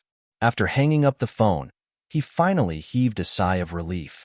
The Great Life Order said, "All of you, go up and block them. If anyone dares to take half a step back, not only will I kill him, I will also kill his entire family." With this threat, no one dared to retreat. Those who had retreated to the side had reluctantly rushed forward, but in front of the shamans, these people were like paper. Although there were 200 or 300 of them, against an opponent who was only 1/10 of them, they were defeated like a landslide. These people did not have guns, they only had some cold weapons, so the threat was even weaker. Not long later, these people collapsed and retreated in defeat. They no longer cared about Lei Ming's threat and fled in panic while crying for their parents. "Where's Lei Ming?" Tang Zheng stopped. The war's soul sword was still dripping with blood. He asked with a murderous aura. Yi Yuan and the rest shook their heads. Just now, they were only focused on killing the enemy, but they did not notice Lei Ming and let him slip away. Wu walked up, pointed at the large villa in the distance and said, "He escaped in." It was obvious that Lei Ming, who had been observing the situation quietly and had not made a move, did not escape her eyes. "Let's go. What kind of broken Big Brother Dragonhead is this?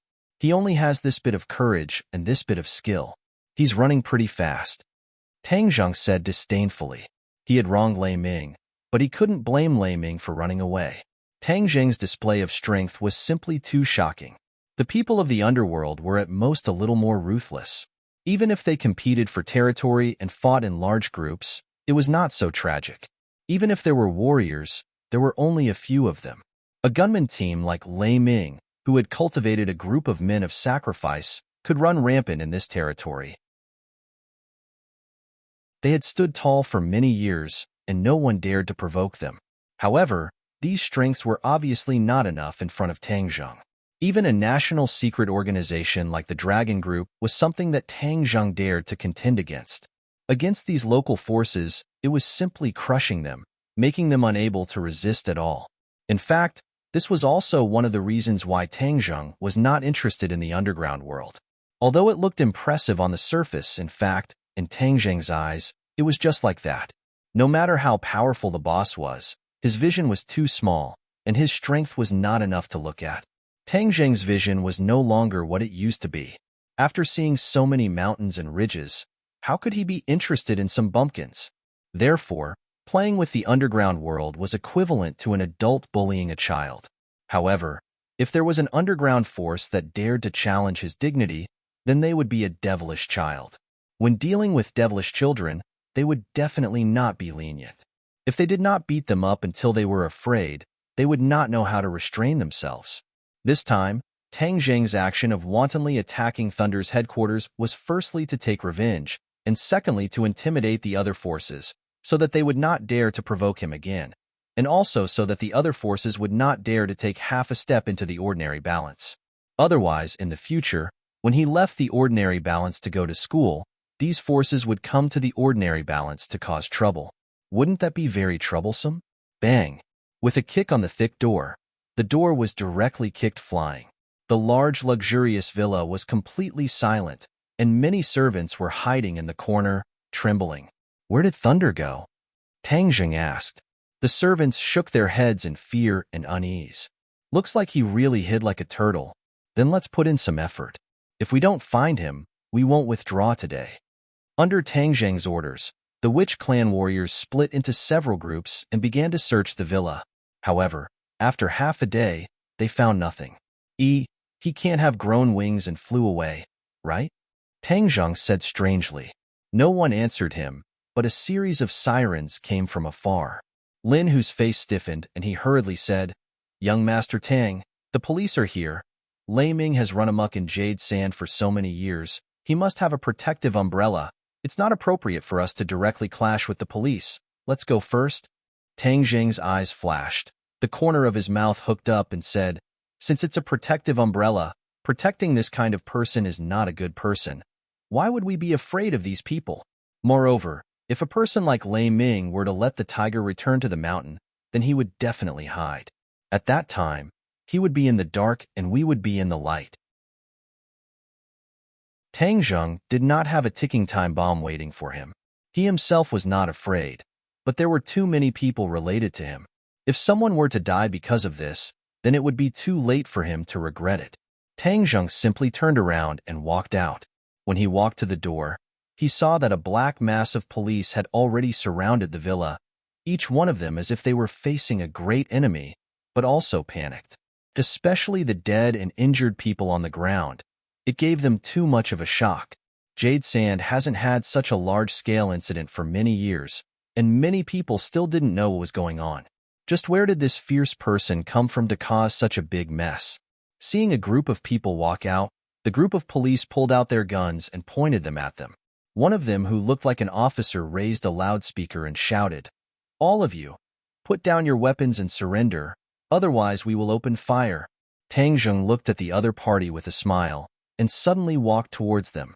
The police immediately acted as if they were facing a great enemy and shouted, "Stop! Take one more step and we will open fire." Tang Zheng stopped, looked at the other party, and said with a smile, "Lei Ming really has a lot of face. He actually called over so many police helpers. Fine, since the police are here, then there is no way to continue fighting. You still want to fight? This father will let you eat a bullet." The police officer shouted, "Is that so?" Hee hee. Tang Zheng chuckled disapprovingly. "Don't move. or else we'll immediately shoot and turn you into a hornet's nest." The police officer threatened, and then hurriedly ordered his subordinates to capture Tang Zheng.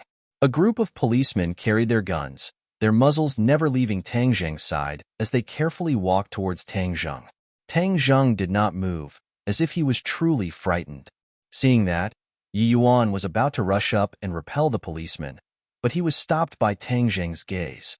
Immediately, the others were indignant, their eyes spitting fire as they watched the police surround Tang Zheng, handcuff him, and arrest him. Yi Yuan and his clansmen were puzzled. They did not know why the Lord Envoy wanted to surrender. Only Wu Wu looked at Tang Zheng thoughtfully. "You still have guts. Who exactly are you to dare to be so unbridled in Yusha and kill so many people?" The police officer finally had the guts to swagger out and ask arrogantly, "Lei Ming wants to kill me. Of course I want to kill him," Tang Zheng said calmly. The police officer did not expect Tang Zheng to narrate the matter so calmly. He was startled for a moment, then immediately flew into a rage. "You dare to be so arrogant in my territory, brat? You are the first one to dare to touch Master Lei. You really ate the guts of a leopard. I can tell you clearly, you will die miserably." "Master Lei?" "Hee, you police officers already call Lei Ming master. What a group of virtuous and filial sons," Tang Zheng said in ridicule. These words immediately aroused the anger of the crowd. Someone kicked Tang Zheng's waist, but Tang Zheng did not move at all. He looked at the other with ridicule and said, "Is this all you have? Brat, I'll call you crazy. I've seen a lot of people like you. When you get to the police station, I'll see how crazy you are." The police officer clenched his teeth and said, obviously hating Tang Zheng to death, "Arrest the others. Don't let a single one of them go. We must severely punish this group of outlaws." The police immediately pounced on the Witch Clan warrior. Without the orders of the envoy, everyone dared to be angry but did not dare to say anything. No one resisted as they were all handcuffed. Moreover, the police did not let down their guard in the slightest. One by one, the black muzzles were pointed at them, ready to fire at any time. Tang Zheng, however, acted as if nothing had happened. He stared at the other party and said, "Since we've been arrested, then shouldn't the main character come out and say a few words to show off his strength and express his feelings?" The other party was stunned for a moment, unable to understand Tang Zheng's thoughts. "Brat, you talk a lot. I'll make you speechless later," the police officer said hatefully. As soon as he finished speaking, a person walked out of the villa with large strides. He greeted the police officer with an ashen face. "Chief Hong, thank you for coming in time. Wasn't this person Lei Ming who was hiding?" Tang Zheng looked at Lei Ming with a smile and said, "Aren't you going to be a coward?" Lei Ming said fiercely, "Brat, let's see how you dare to be arrogant now. You killed my son. I will definitely let you taste the pain of not wanting to live and live a life worse than death." "I'm afraid you won't have that chance." Tang Zheng shook his head and said, "What do you mean?" Lei Ming's heart skipped a beat as he suddenly had an ominous premonition. However, looking at the armed police, his confidence instantly soared. Just like what Lin Hu had said, the Lei family had been operating in Jade Sand for 2 generations and had bribed countless officials. That was why they were so unbridled. However, Lei Ming would not easily use his official resources. After all, no one had the ability to force him to this step in all these years. This time, he was caught off guard and forced into a corner by Tang Zheng, which was why he couldn't wait to seek official support.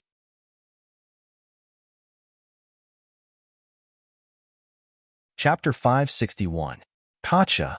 Under the watchful eyes of the crowd, Tang Zheng's handcuffed hands were pulled to the sides, and the handcuffs were like paper, breaking into 2 halves. Suddenly, everyone's eyes almost popped out of their sockets. Pacha, Pacha. However, as if that sound was a signal, the sound of the handcuffs breaking came one after another. After a while, all the witchcraft warriors regained their freedom. The policemen were stunned and didn't know what to do. Lei Ming reacted quickly and shouted, "Open fire! Hurry up and open fire!" He had seen how powerful these people were. Since they dared to break free from the handcuffs, it meant that they were not afraid of the police. Since he had been exposed, wouldn't he be in danger? He was just an outsider. How could the police listen to his order and shoot directly? Moreover, the guns of the police nowadays were more of a deterrent. Some of them probably hadn't fired a gun in a year, so no one immediately opened fire. This gave the warriors of the witch tribe an opportunity to attack, and they would not hesitate. However, they also knew that these policemen were not gangsters, so they did not kill them. One by one, they greeted the policemen with their fists.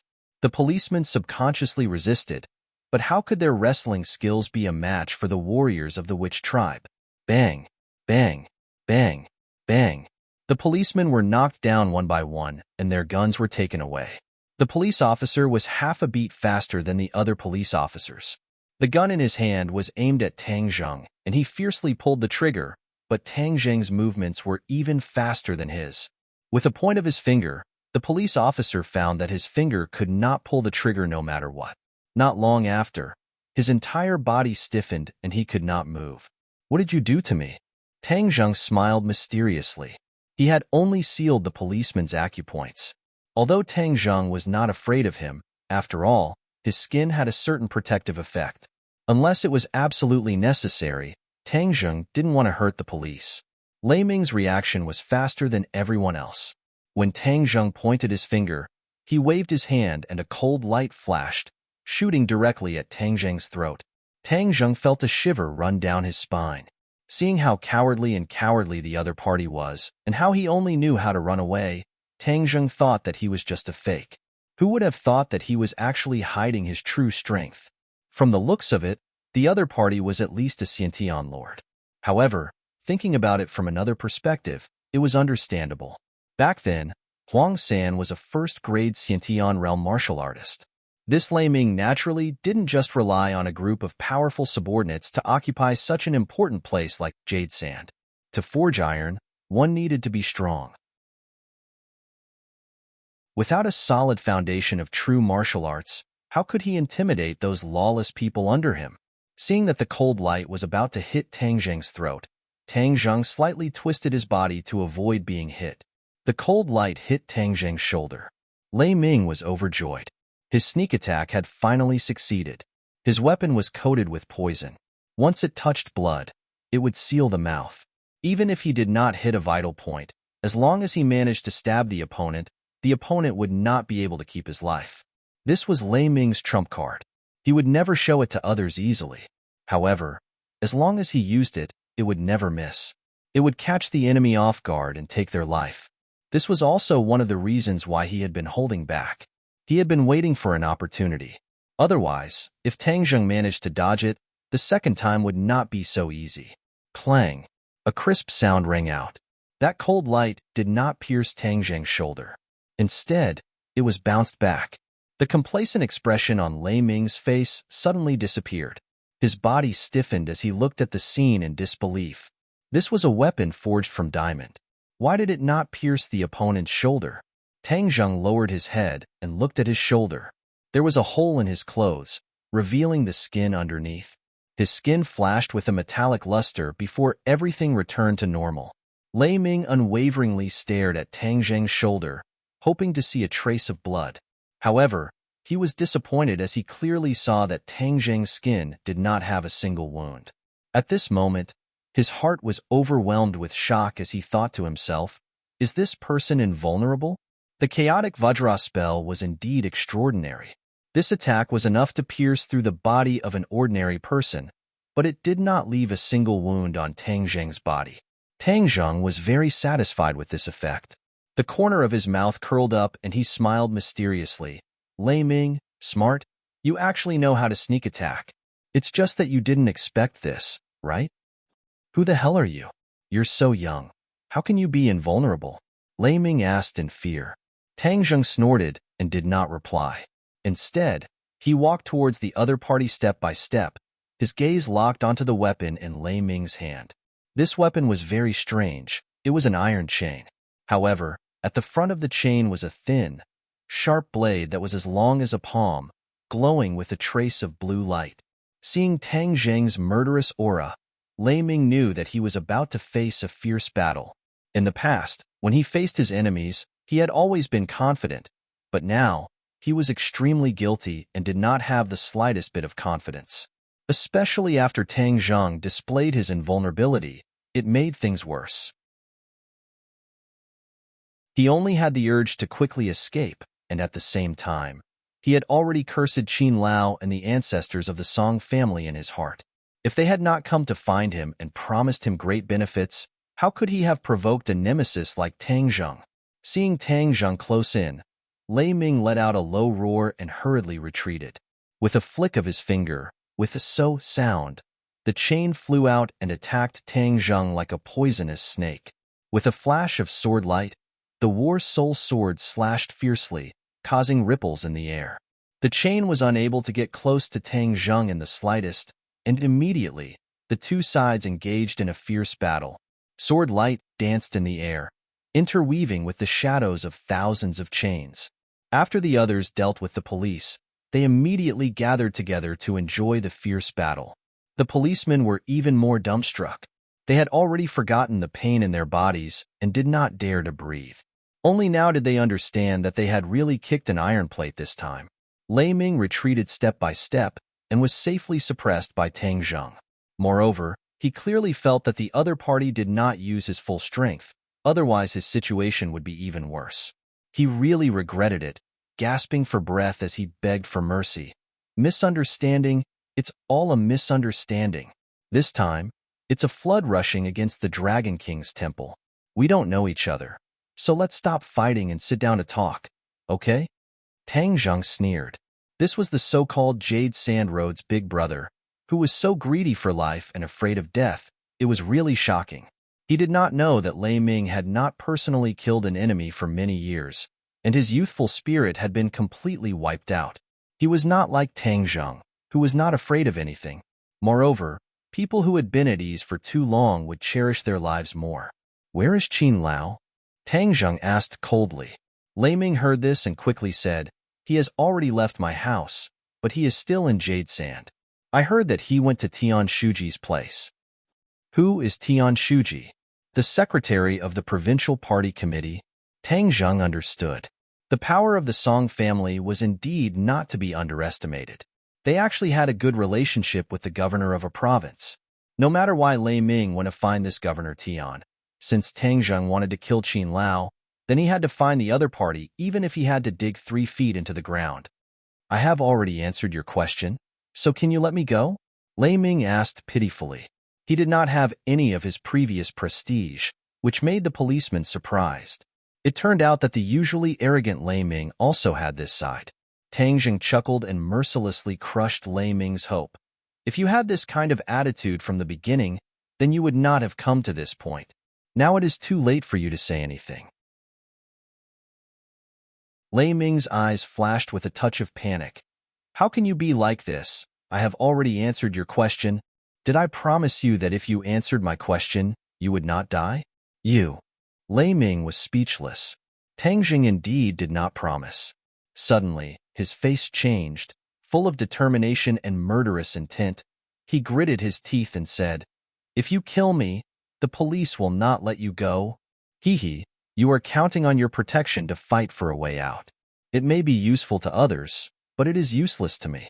Tang Zheng was not even afraid of a mysterious organization like the Dragon Group, so why would he be afraid of the police? Moreover, he was now cooperating with the National Security Bureau. If the National Security Bureau could not even handle such a small matter, then how could he continue to show his face?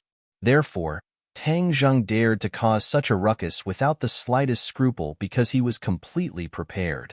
He was truly fearless. Lei Ming was shocked. He had been around for most of his life, but he had never seen such a daring person. Although he was the tyrant of Jade Sand, he still had to rely on a big tree and seek protection from many umbrellas before he dared to do such a thing. Where did this brat's confidence come from? Brat, you killed Master Lei. Don't even think about leaving Jade Sand. Seeing this, the police officer could not help but support Lei Ming. Tang Zheng sneered and did not comment. With a flash of his feet, he used the earth shrinking technique and immediately closed the distance between them. The War Soul sword chopped down, the powerful aura oppressing the stones on the ground and causing them to explode. Dust and smoke rose in all directions, and then the sword light descended, cutting through the smoke and dust, slashing towards Lei Ming's neck.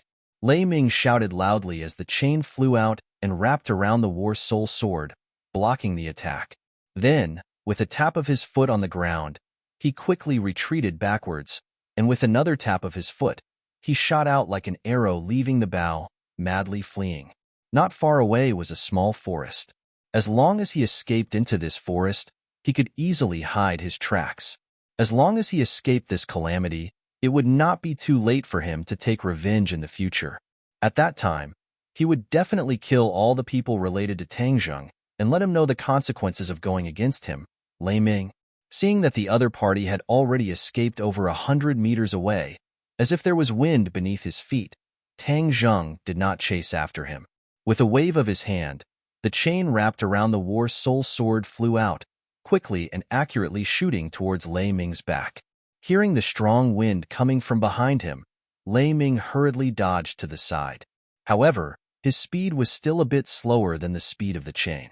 With a poochie sound, a bright red flower bloomed on his arm.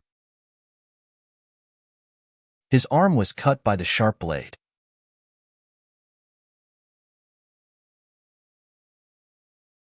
Chapter 562. Lei Ming screamed miserably, but he did not care about the pain. He grabbed his arm and saw that the blood flowing out of the wound had already turned black, and like a small snake, many black lines spread out from the wound to the other parts of his body. He was so scared that his face was drained of blood. He knew too well how powerful his weapon was. There was no cure for this poison.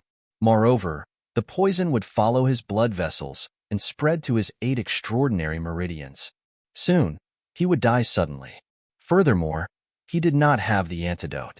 I can't die. I can't die. He was like a sieve, shivering as he stuck his arm above his head, trying to stop the blood from flowing. However, it was futile, and the poison was spreading at a speed visible to the naked eye. The others watched from afar as he was scared out of his wits. They were truly curious. Tang Jing and Wu Qiue's eyes flashed at the same time as they ran towards Lei Ming. When they saw Lei Ming's wound, the two of them looked at each other and immediately understood why he was so afraid. It turned out that the weapon was poisoned. If not for the fact that he had cultivated the primal chaos Vajra mantra, he would have been injured by the weapon just now. Then, his death would have been too unjust. The true masters of the martial arts world disdained to use poison. After all, it was not a righteous method. Moreover, those masters were very confident in their skills. Why would they use poison and lower their status? However, Lei Ming was different. He was a man of the underworld. He only wanted to survive, so he was willing to do anything. He was probably very proud of himself for smearing poison on his weapon. However, this incident reminded Tang Zheng and Wu that if they met an enemy in the future, they had to be on guard against them using poison. Otherwise, if they failed miserably, they would suffer a huge loss. In addition, Tang Jing also thought of something.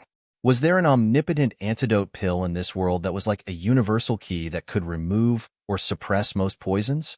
This would play a huge role in times of need, just like how the pill refined by the Witch Clan elder could suppress the poison of the miasma in the 10,000 huge mountains, thus ensuring that people could pass through the miasma on their own. In the future, I must carefully think about the matter of the antidote elixir. Tang Zheng silently noted this down. Lei Ming saw that the poison in the wound was spreading rapidly, and he knew that he would die soon. Suddenly, a determined look flashed across his face. He grabbed the arm and pulled hard. Poochie. Blood splattered everywhere as he tore off his arm. He was in so much pain that his eyes rolled back. Everyone else's heart tightened. This Lei Ming was really ruthless. If he could be so ruthless to himself, he wouldn't have the slightest bit of mercy to others. Tang Zheng couldn't help but rejoice that he had pretended to be weak and lured the snake out of its hole. Otherwise, if Lei Ming had escaped, Tang Zheng would have to face a lot of trouble in the future.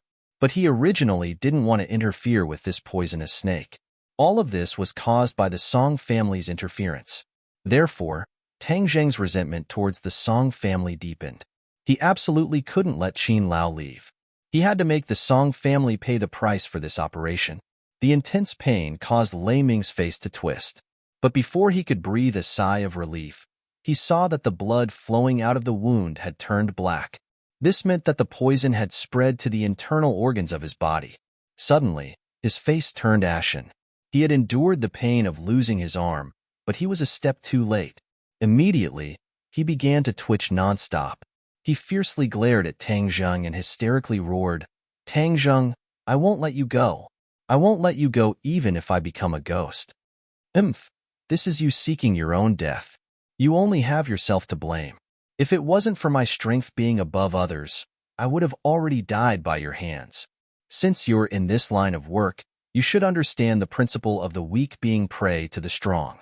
You took the initiative to start this war, so you should be aware of the consequences." Tang Zheng coldly said, "I refuse to accept this. It was clearly the Song family who wanted to deal with you. They wanted to seize the ordinary balance's territory. Why am I the one who died? Suddenly, Lei Ming let out a mournful scream. His body stood tall, and then suddenly stiffened. It was as if all the strength in his body had been sucked out. He heavily fell to the ground, no longer breathing. Tang Zheng's eyes didn't have the slightest bit of pity. Being merciful to the enemy was being cruel to oneself. Tang Zheng had long since learned this principle. But when he heard Lei Ming's last sentence, his eyelids jumped and he muttered to himself, "So even if I didn't make a move against the ordinary balance courtyard, the Song family had already decided to deal with me. Moreover, they had started with the ordinary balance. If I really let them control the underground world of the ordinary balance, then wouldn't the people related to me be in trouble?" He rejoiced a bit. He had made the first move and gained the upper hand. Then he had seized the initiative step by step, causing the other side to not have time to carry out their plans before they were crushed by him. He believed that after this matter, there wouldn't be any power near the ordinary balance who would dare to stir up trouble in the ordinary balance. It doesn't matter if you don't accept it, because from the moment you colluded with the Song family, you were already destined to be cannon fodder. Tang Zheng calmly said. Even if the other side had taken the initiative and succeeded, they would definitely have suffered a blow from Tang Zheng, and Lei Ming would have to bear the brunt of Tang Zheng's anger.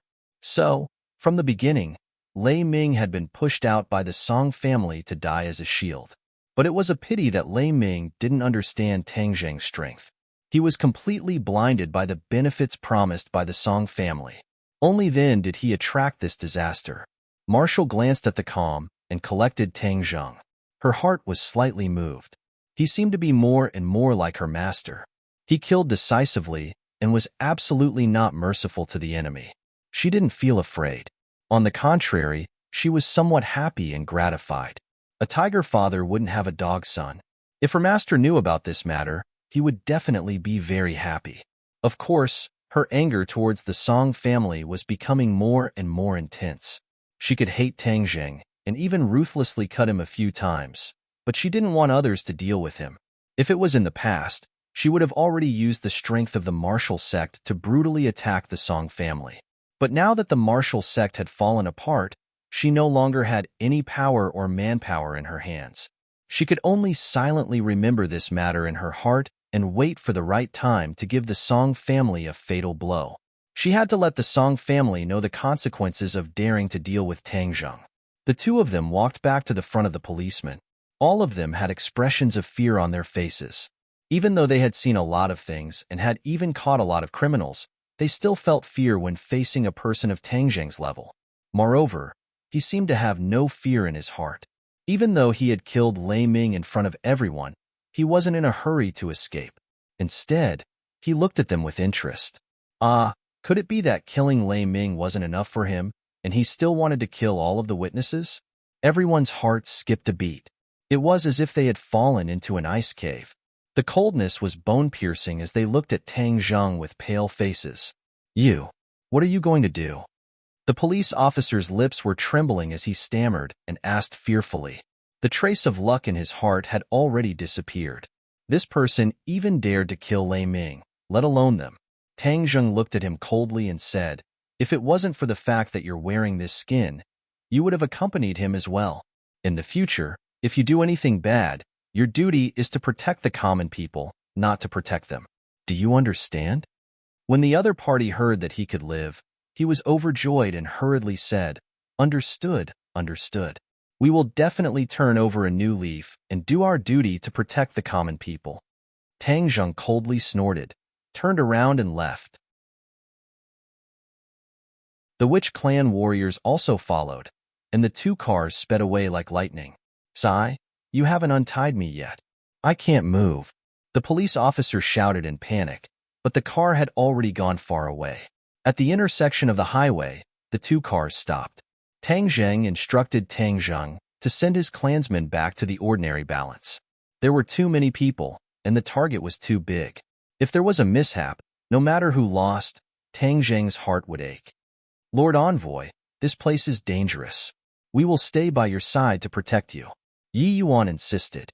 Tang Zheng laughed and said, "No one can hurt me in this jade sand. Don't worry, bring your clansmen back. Lin Hu, arrange for them. These people will be escorting our businesses in the future." Lin Hu still had not recovered from his shock. Even though he had followed Tang Zheng for a few days, he had not experienced many major events, so he did not have a thorough understanding of Tang Zheng's style. After experiencing this matter, he truly understood that Tang Zheng's realm was far from what he could imagine. Many of the rules and difficulties that he thought to be difficult were not even worth mentioning in front of Tang Zheng. "Young Master Tang, Lei Ming is already dead. What are you still doing in Jade Sand?" Lin Hu took a deep breath and asked curiously. "Lei Ming is just a small character. Qin Lao is the big fish. Only by taking care of this big fish will the Song family feel pain. Otherwise, the Song family will still do these small actions in the future," Tang Zheng said with a faint smile. Lin Hu seemed to understand. However, Wu understood. Now that Tang Zheng no longer had the backing of the Ye family, and also had the identity of a cultivator, the Song family was so unbridled. Since he didn't have a backer, then he would be his own backer. After hurting the Song family, he would know that he was afraid and wouldn't do these small actions again. Of course, the Song family would definitely hate Tang Zheng to death and would definitely think of ways to deal with Tang Zheng. However, the Song family would not play this kind of small trick again because small tricks were always difficult to use and would not be able to shake Tang Zheng. Furthermore, small tricks could easily cause Tang Zheng to take revenge, and the Song family had a large business and many people.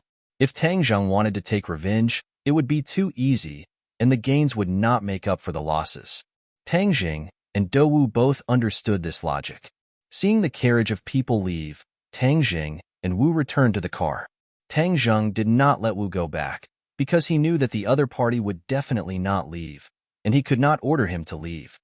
"Where are we going now?" Wu asked. Lei Ming said that this big fish is hiding at the provincial party secretary's place. "Of course, we have to pay a visit to this governor," Tang Zheng said with a smile. He started the car and sped towards his destination. At this moment, Yu Sha was in an uproar. The news of Lei Ming's death was like a spring breeze blowing through the streets and alleys. However, many people did not know the specific details. Only a few related personnel knew. As for the witnesses, they were all ordered to keep their mouths shut.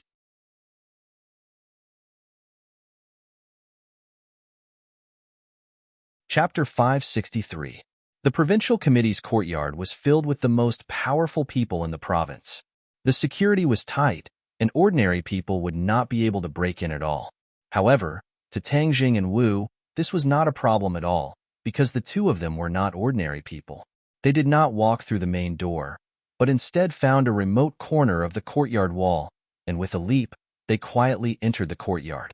Qin Lao was hiding under the protection of the provincial party secretary, so naturally, Tang Zheng would not be the slightest bit afraid, but he would be even more cautious. However, it was not easy to find a person in this large courtyard. He had to find someone and ask which house the provincial party secretary lived in. At this moment, the sky had completely darkened. The night had become the best protective clothing for the two of them. Even if a few groups of guards patrolled past them, they did not discover them. Suddenly, a person walked out from a building. Tang Zheng leaped up, like a black elf. He immediately arrived behind the other party and covered the other party's mouth. Tang Zheng was shocked. This person actually knew martial arts, but he was not worried. How could an ordinary person be his opponent? So he grabbed the other person's wrist and suddenly used force. The other person's attack disappeared without a trace. Tang Zheng was shocked. This person actually knew martial arts, but he was not worried. How could an ordinary person be his opponent? So he grabbed the other person's wrist and suddenly used force. The other person's attack disappeared without a trace. The other party did not panic, but was instead calm and composed. With a lift of his long leg, he kicked towards the lower half of Tang Zheng's body. Damn, you're going to cut off my happiness for the rest of my life. Tang Zheng stared at him. This person's attack was really fierce, but in the end, his opponent's strength was not as good as Tang Zheng's, so he still managed to resolve the crisis first. With a twist of his body, the other party spun like a top and turned around, facing Tang Zheng. When he saw this person's face, Tang Zheng was shocked. He immediately released his hand and asked, "Sister Mei, why is it you?" This person was actually Lu Qingmei. No wonder her counterattack was so sharp. After all, she was a cultivator. Lu Qingmei also opened her eyes wide, looked at Tang Zheng in surprise, and asked, "My family lives here. Of course I'm here. More importantly, why are you here? When did you come to Jade Sand? Why didn't you contact me?" There was a hint of coquettishness in her voice. "You're home?" As if waking up from a dream, Tang Zheng slapped his head. He was really an idiot. He had actually forgotten that she was the daughter of the governor. Why did he bother to ask other people?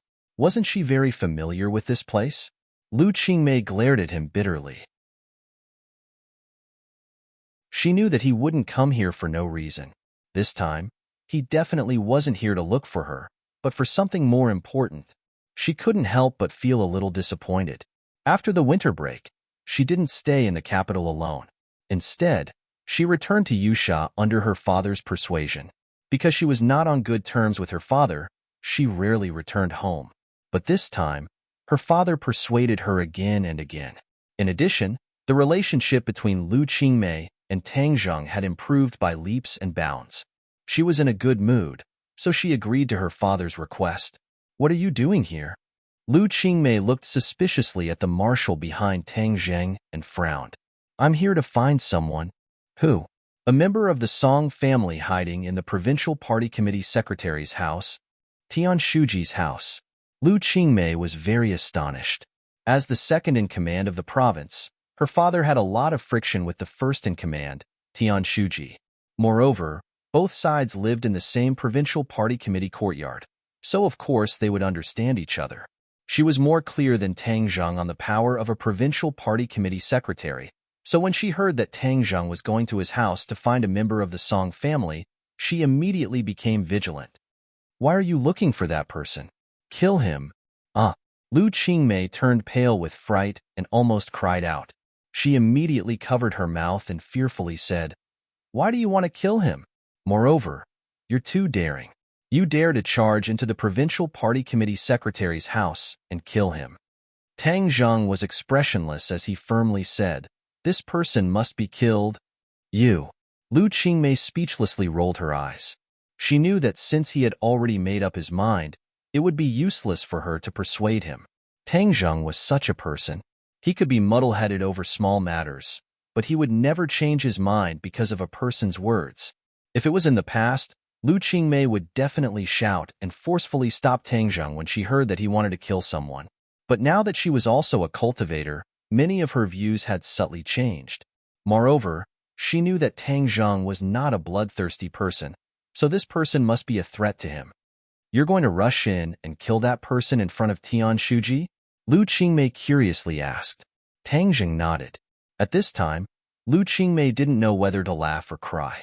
She stretched out her slender finger and tapped Tang Zheng's forehead as she angrily said, "You're too careless.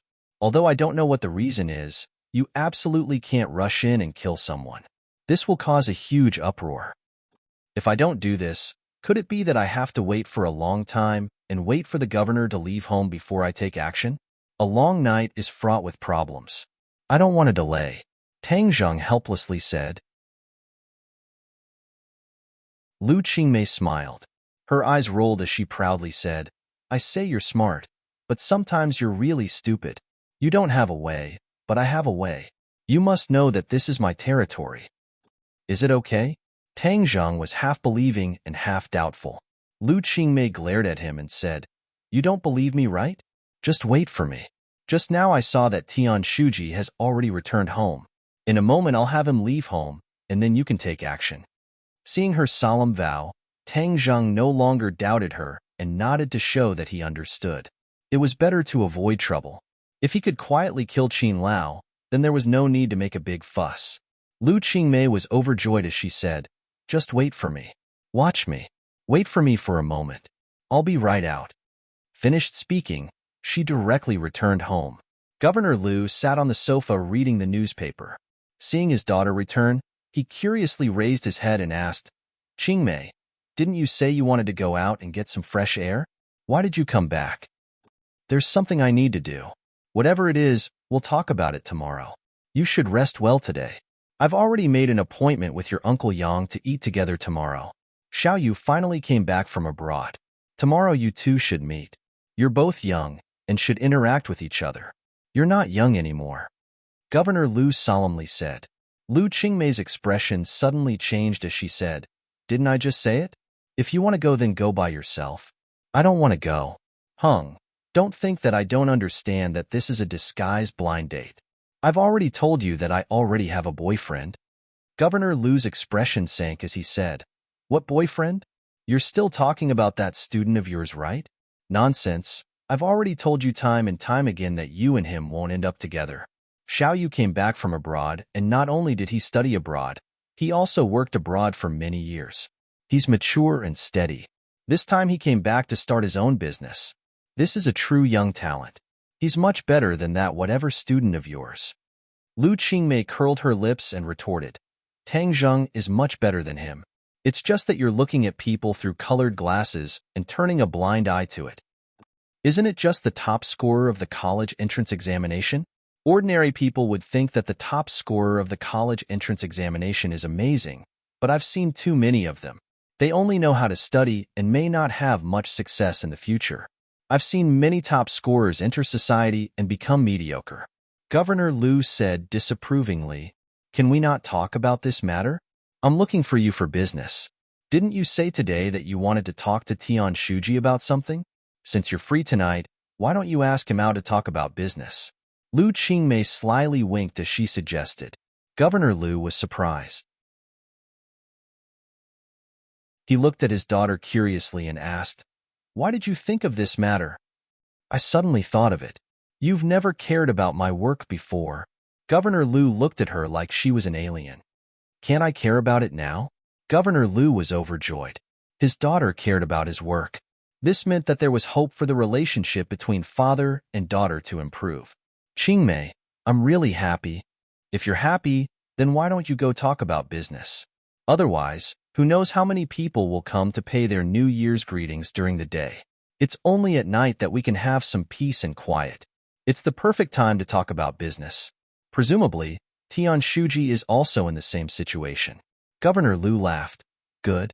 Since my daughter has ordered, then of course I won't dare to disobey. I'll go to Tian Shuji's house right now." "What are you going to do at his house? Isn't it better to go outside and find a quiet place? A home is a place to live, not an office." Governor Lu didn't suspect anything. He nodded happily and said, "That makes sense. I'll go ask him out immediately. Then I'll go out and take a walk."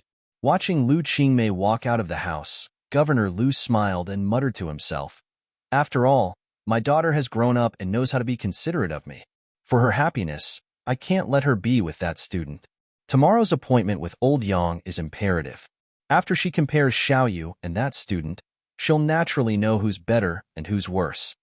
Lu Qingmei came back. She was like a child who had presented a treasure. She hid in the shadows with Tang Zheng.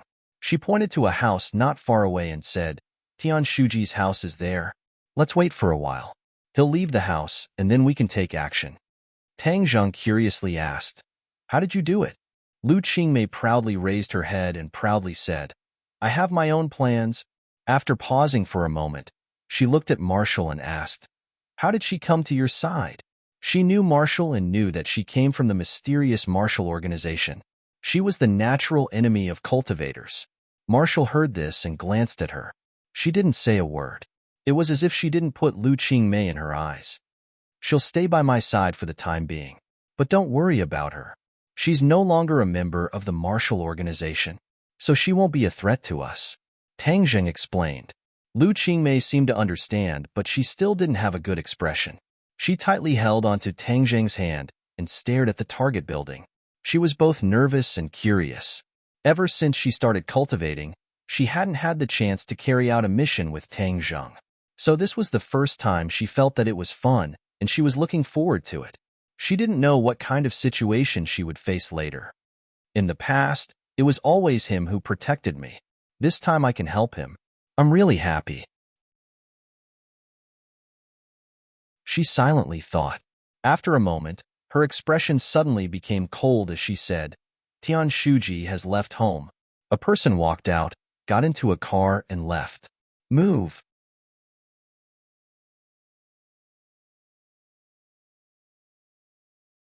Chapter 564.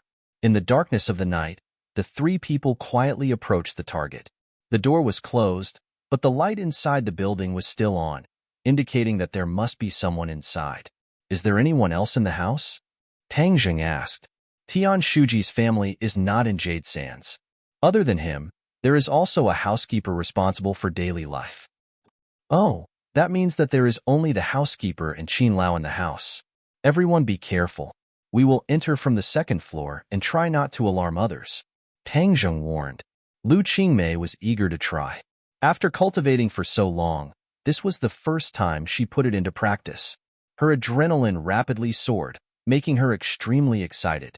Wu took the lead and jumped onto the second floor balcony as if he was walking on flat ground. Lu Qingmei followed suit and jumped. Her toes touched the wall, but she suddenly panicked and almost fell down. Tang Zheng's eyes were sharp and his hands were fast. He immediately hugged her and flew onto the balcony together. Lu Qingmei's face was red.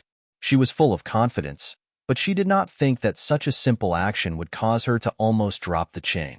Tang Zheng understood her mistake. Combining theory with practice was not something that could be accomplished in a short period of time. A little mistake was inevitable. Patting her shoulder, he comforted her with his eyes. Lu Qingmei's heart skipped a beat. She understood and was greatly encouraged. She firmly nodded her head, full of confidence. Tang Zheng brought her along this time, not because he expected her to be of much help, but mainly to train her. After all, she may encounter danger in the future, so she shouldn't rush at the last minute. The three people entered the room. The room was pitch black, but with the help of the light from the window, they could vaguely distinguish everything in the room. They smoothly passed through the room and arrived at the corridor. Listening carefully, they heard a sound coming from the kitchen on the first floor. Housekeeper. The three people slightly poked their heads out and saw the busy figure in the kitchen. Which room is the target in? Lu Qingmei asked in a low voice. Tang Zheng hesitated. There were a lot of rooms in this small building. If he searched them one by one, it would be easy to alert the enemy. If he let Qin Lao escape, it would not be easy to find him again. Suddenly, Tang Zheng saw the nanny come out of the kitchen with a tray and go straight to the second floor. Be careful, go back to your room. The three of them immediately retreated into the dark room and quietly closed the door, leaving only a small gap. He saw the nanny carrying a tray into a room at the end of the second floor. Tang Zheng was overjoyed. The nanny was delivering supper to someone. Without a doubt, the person enjoying such treatment was definitely Qin Lao. After a while, the nanny left and went downstairs. The three of them came out again. Go knock out the nanny so that she won't hear anything, Tang Zheng said to Marshall. I'll go. I can handle such a small matter. Lu Qingmei volunteered. Tang Zheng pondered for a moment and nodded. Be careful. Don't let her see your face. Just knock her out. Don't take her life. Don't worry. I promise to complete the task. Lu Qingmei gently patted her chest. She was full of confidence. After a moment, Lu Qingmei left. The nanny had already fainted on the sofa in the living room. Tang Zheng gave Lu Qingmei a thumbs up.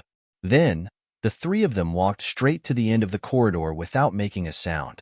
Dong dong. Tang Zheng gently knocked on the door. Just now, the nanny did this. Sure enough, Qin Lao's voice came from the room. "Come in." Tang Zheng casually opened the door and walked in. Qin Lao was eating supper. He subconsciously turned his head. He thought it was the nanny. But when he saw Tang Zheng and the other two, he was stunned. But his reaction was extremely fast. He immediately got up and rushed to the window. Qin Lao was not clear about what happened in the Lei Ming family. This was because he was not well informed in Yusha. When Lei Ming died, no one came to inform him. So he openly stayed in Tian Shuji's house. Moreover, he was in the mood to eat supper. Otherwise, if he knew that Tang Zheng came to Yusha and Lei Ming died, he would definitely leave Yusha and return to Beijing. These few days, he had already planned everything with Tian Shuji. He had two plans to deal with Tang Zheng. One was in the dark and the other was in the light. Lei Ming was in the dark, while Tian Shuji was in the light. Lei Ming gathered the underground world to retaliate against Tang Zheng. Tian Shuji used the government's policies and methods to deal a heavy blow to Tang Zheng's industry. With two approaches at the same time, it was guaranteed that Tang Zheng would be badly battered and suffer. Since Secretary Tian was a regional official, of course, he had his own backing. However, he didn't mind having the Song family as his backing. Moreover, the Song family's performance during this period was particularly eye-catching. Many people knew that the Song family was bound to rise and even surpass the Yin family. If they were to rely on them now, when the Song family soared in the future, they would be greatly benefited. It was not an extravagant hope for them to reach a higher level and enter the highest level of power in the country. Moreover, in Tian Shuji's view, Tang Zheng was insignificant. This was because the things that Tang Zheng did were very secretive. Ordinary people would not know the inside story, let alone his ability. When Qin Lao saw Tang Zheng, he knew that he did not come with good intentions. Since Tang Zheng dared to come here, he definitely did not come here to chat. He came here to kill. After experiencing the ordinary balance courtyard incident, Qin Lao had already recognized the cruel reality. Tang Zheng had risen in a short period of time and had completely surpassed him. He was able to kill the Chu family's patriarch not completely by luck. If he were to face him, he would definitely not be able to gain any advantage. Therefore, when Qin Lao saw Tang Zheng, he did not say anything and directly rushed to the window, preparing to escape. But how could Tang Zheng let him get what he wanted? He used the earth shrinking technique and arrived first, blocking in front of the windowsill. The War Soul Sword directly greeted the other party. Qin Lao was aghast and hurriedly dodged. A cold light flashed in his hand, and he also revealed his weapon. A long sword that shone with a cold light fiercely trembled. Like a poisonous snake spitting out its tongue, it instantly blossomed into sword flowers and blocked in front of Battle Soul. Both of them were experts in using the sword. Old Man Qin had seen the sword technique of the famous sword god before, so he had a unique understanding of the way of the sword. Therefore, when he first saw Tang Zheng use the heaven-flying immortal sword technique, he knew that this sword technique was exceptionally exquisite. It even surpassed the sword technique that he had practiced for many years and coveted it. Now that he was fighting with Tang Zheng, he did not hold back at all and used all his skills. Qin Lao's sword technique was not very fast, but it was very accurate. Every move and every style was targeted, greeting Tang Zheng's vital points. How could Tang Zheng be afraid of him? In terms of the way of the sword, Qin Lao's sword technique was not even 1/10,000th of the heaven-flying immortal sword technique. Thus, when faced with Old Man Qin's attacks, Tang Zheng was able to deal with them with ease. Move by move, he counterattacked. Suddenly, the house was filled with sword images, and the sword wind was biting cold. The house suffered, as the roof and walls were riddled with holes, as if they had been chiseled by knives and axes. The furniture was also reduced to piles of debris. Marshall stared at Tang Zheng. A battle of this level was quite beneficial to her. If she had the chance, she could also comprehend a lot of essence, which would be of great benefit to her cultivation. She stood at the door, and the sharp sword wind disappeared without a trace in front of her, unable to hurt her in the slightest. Lu Qingmei was obviously not as calm as Marshall. Although she was also a cultivator, she rarely saw this kind of battle, especially when it was so intense. If she was not careful, she would lose her life. The nervousness in her heart could be imagined. She clenched her fists tightly, and her palms were already sweating. Tang Zheng won't be in danger, right? Lu Qingmei probed in a low voice. Marshall glanced at her and did not say a word. Lu Qingmei curled her lips and thought to herself, "What are you being so arrogant for? I will definitely surpass you in the future." Moreover, a woman shamelessly followed by a man sighed, who knew what she was up to. As a woman, she naturally did not want to see a woman following by her beloved's side. Moreover, this woman was not only skilled, but also very beautiful. This threat was too great. Unknowingly, Tang Zheng had already gradually gained the upper hand. The exquisiteness of the heaven-flying immortal sword technique was displayed incisively and vividly. This made Qin Lao realize that he had underestimated this sword technique. He was filled with regret. At that time, if he was not afraid of the master behind Tang Zheng, he would have killed this brat and seized this sword technique. Then, his cultivation would definitely have reached a higher level. How would he have suffered this calamity of killing a monk? "Tang Zheng, you really want to kill me?" Qin Lao unwillingly asked in a cold voice. "Since I am already here, if I don't take your life, wouldn't it be a waste of time? Moreover, Lei Ming and his son are already dead. They are waiting for you on the road to the Yellow Springs.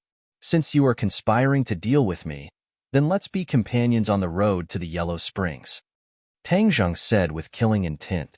Qin Lao's heart trembled as he exclaimed, "You already killed them?" Tang Zheng coldly laughed and did not reply. However, the answer was beyond doubt. Qin Lao was filled with regret. When Lei Ming volunteered to deal with Tang Zheng, Qin Lao tacitly agreed. He even knew that the other side would not succeed. He only wanted to give Tang Zheng some trouble. However, he did not expect that Tang Zheng's reaction would be so fierce and so fast. He directly killed his way to Yusha. Not only did he take the lives of the father and son pair, he also did not want to let him go. "I am a member of the Song family. If you kill me, you will be in great trouble." Qin Lao repeated the same old words as he threatened. Tang Zheng disdainfully laughed and said, "I will kill you to show the Song family that I, Tang Zheng, am not to be trifled with. First, I will kill you, this old dog of the Song family. Then, they will naturally know the pain." Qin Lao's face was deathly pale.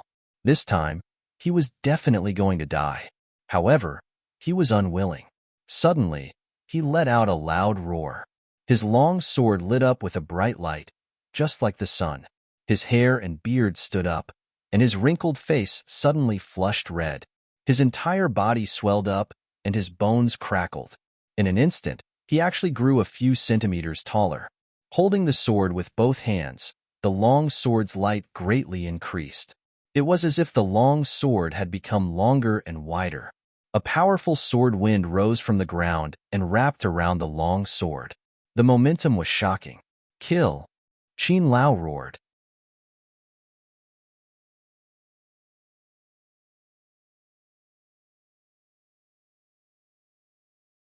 Chapter 565. The war soul sword pierced through Qin Lao's heart, and blood flowed out along the blade. Qin Lao's eyes instantly dimmed, his facial features twisted, almost squeezing together, and his face became as pale as paper. He lowered his head with difficulty, looked at his chest, and said in disbelief, "I actually died in the hands of a brat like you? This is you courting death. If you didn't come to ordinary balance, you old dog could still struggle at death's door for a few more days. However, don't worry, you go first. I will definitely send the Song family down to accompany you," Tang Zheng said calmly. Puff. Qin Lao spat out a mouthful of blood. His life was rapidly fading away. "You still want to deal with the Song family, Tang Zheng? You will definitely die miserably. Young master and patriarch will not let you off." Qin Lao gnashed his teeth, weakly spitting out ruthless words. Tang Zheng chuckled. "Then you should clearly see who will die and who will live in the end." With that, the war soul sword pulled back, causing blood to spurt out, but it automatically fell in front of Tang Zheng, as if it was blocked by an invisible wall. Qin Lao's head tilted, and he completely lost his life, falling to the ground with a loud bang, blood flowing all over the ground. Lu Qingmei covered her mouth, resisting the urge to scream. Her legs went soft, and she hurriedly supported herself against the wall, not falling to the ground. Although she had already imagined the result, seeing the murder with her own eyes still made her heart skip a beat. After all, she was just an ordinary person before, and seeing this scene for the first time, anyone would have a process of adapting. Marshall was indifferent, but in her heart, she seemed to have understood something. These two people's cultivation was higher than hers, so seeing this life and death battle, she still had some gains. Tangjung, you killed him. What should we do now? Lu Qingmei asked in a daze. Tangjung held her hand and said, let's leave this place first. Tonight, the provincial committee courtyard will definitely be very lively. Lu Qingmei hurriedly nodded, eager to leave this place as soon as possible. There was no doubt that when Tian Shuji returned and saw this scene, he would definitely be furious and thoroughly investigate the murderer. Of course, no one would suspect Tangjung. Even if they did, they wouldn't have any evidence and couldn't do anything to him. Let's go quickly. I'll drive, Lu Qingmei urged. The few of them left the small building without leaving any traces behind. Then, Lu Qingmei went home and drove her car. The three of them immediately left the courtyard of the provincial party committee. After a while, the security personnel who heard the fighting rushed into the building. When they saw the person lying in a pool of blood, they were scared out of their wits. This was the home of the secretary of the provincial party committee, the most powerful person in this place. Someone had died in his home. This was going to cause a big earthquake. Who knew how many people would lose their jobs because of this? Of course, Tangjung wouldn't care about these things. The three of them had already arrived at the five-star hotel and booked 2 rooms. Just now, Lu Qingmei was trembling all the way. In the end, it was Tangjung who took over her driving and safely arrived at the hotel. Marshall was sent to the next room by Tangjung. Then, he helped Lu Qingmei to sit on a chair. He patted the back of her hand and comforted her. Don't worry, you'll get used to it in the future. Lu Qingmei took a deep breath and stared at him in a daze. She nervously asked, am I very useless? So scared. Caressing her cheek, Tangjung encouraged her. Idiot, you are already very brave. You have always been a brave girl. I saw that she didn't have the slightest reaction just now. She was indifferent. I'm far inferior to her. Lu Qingmei pointed to the next room and said. Tangjung laughed out loud. She is different from you. She has lived in this kind of circle since she was young, so she is already used to it. Seeing that the person she loved did not mind, Lu Qingmei squeezed out a smile and said, I will definitely work hard in the future. I will definitely not be a burden to you. I will be your right-hand man. I will not let you take the risk alone. Tangjung felt warmth in his heart as he tightly hugged her in his arms. Lu Qingmei was as docile as a kitten as she laid in his arms. She raised her head and looked at his hard face. Her heart felt hot as she took the initiative to kiss him.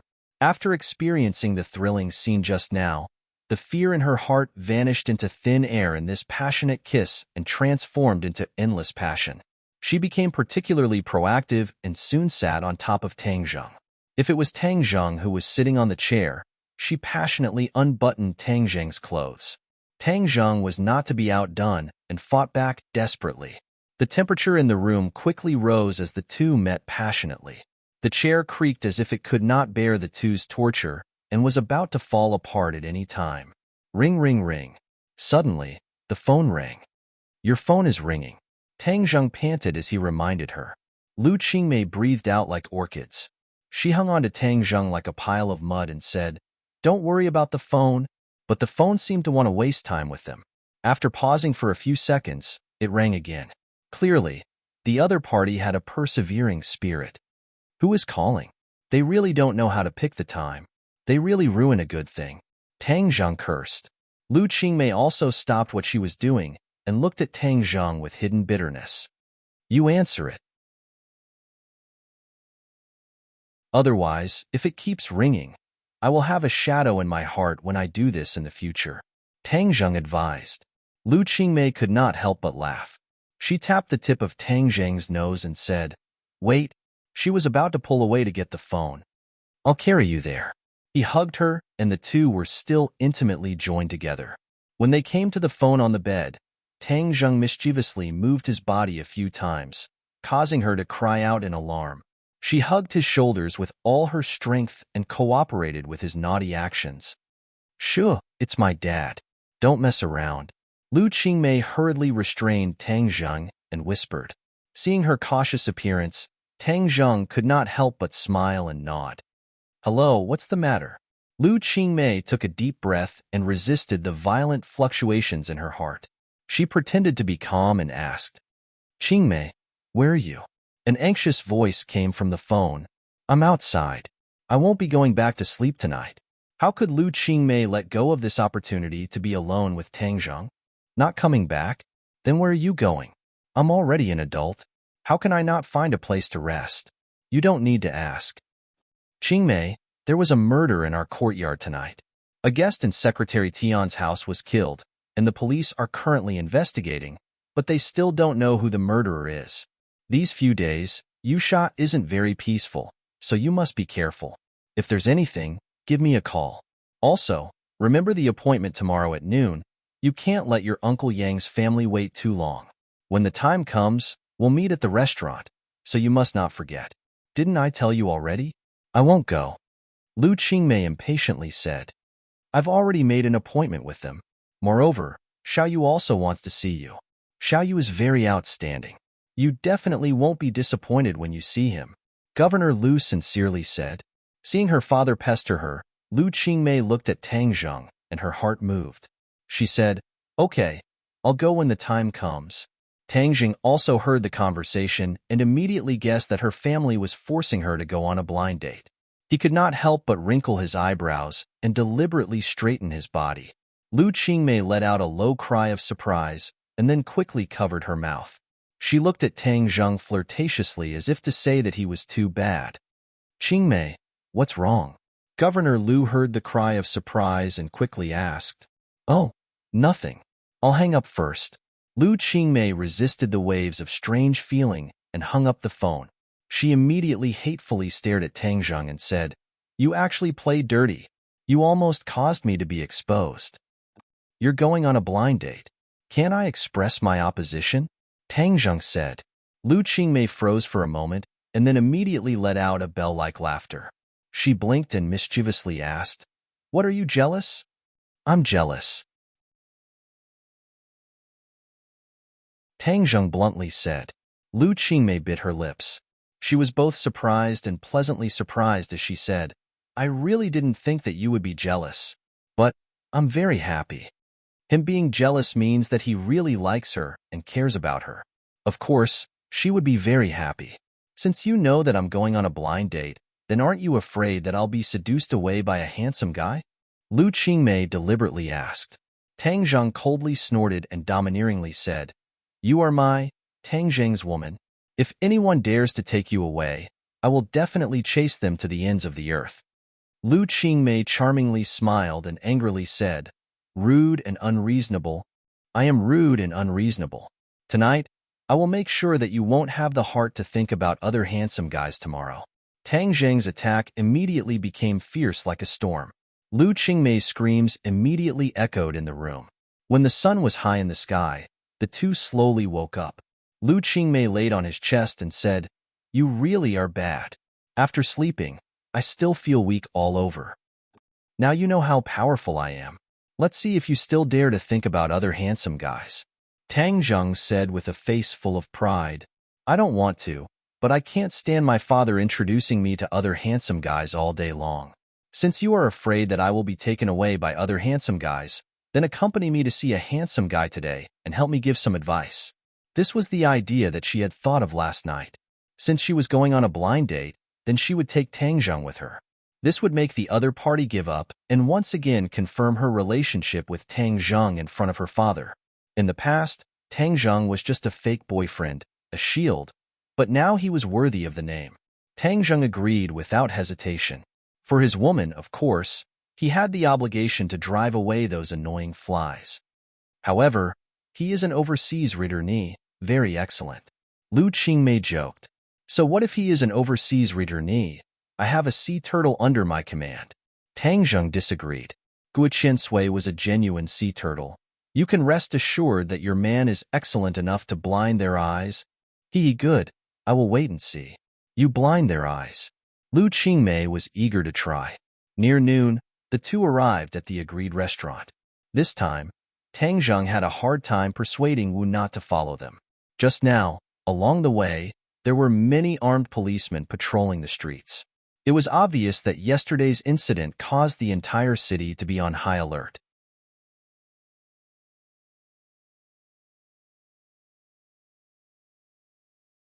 Chapter 566.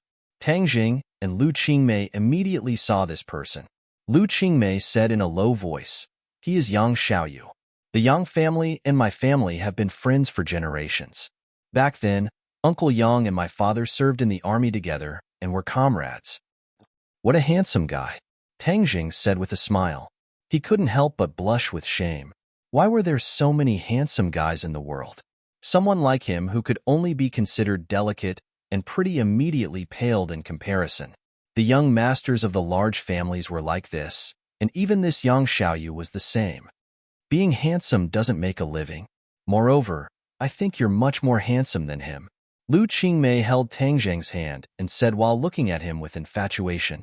Yang Xiaoyu saw Lu Qingmei, and his face lit up with joy. He quickly walked over. Suddenly, his expression froze as he saw the two holding hands. However, he immediately returned to normal and walked over to greet them. "Qingmei, long time no see. I'm so happy to see you. You've become prettier again." As he spoke, he revealed a charming smile. Lu Qingmei calmly said, "Yes, long time no see. Let me introduce you. This is Yang Xiaoyu, and this is my boyfriend, Tang Zheng." Boyfriend? Although Yang Xiaoyu had already guessed a bit, when he personally heard these three words, a strange expression still flashed across his face. Lu Qingmei leaned on Tang Zheng's shoulder like a little bird and said, "Yes, my boyfriend, friend." Yang Xiaoyu resentfully said, "I really didn't think that you already had a boyfriend. Didn't Uncle Lu say that you were single? How could he know about my situation? Uncle Yang and the others must have been waiting for a long time. Let's go in first." Lu Qingmei secretly smiled proudly as she held Tang Zheng's hand and walked into the restaurant. Yang Xiaoyu's eyes flashed with disappointment as he unwillingly stared at Tang Zheng's back. He thought to himself that this person still looked very young and wasn't very handsome. Later on, I want to see just what kind of ability he has. Qingmei might have been deceived by him. Later on, I will definitely expose his true face. When the three of them arrived at the private room, there were already 3 people sitting inside. Tang Zheng recognized Governor Lu. The other 2 middle-aged men had extraordinary bearings and resembled Yang Xiaoyu. They must be his parents.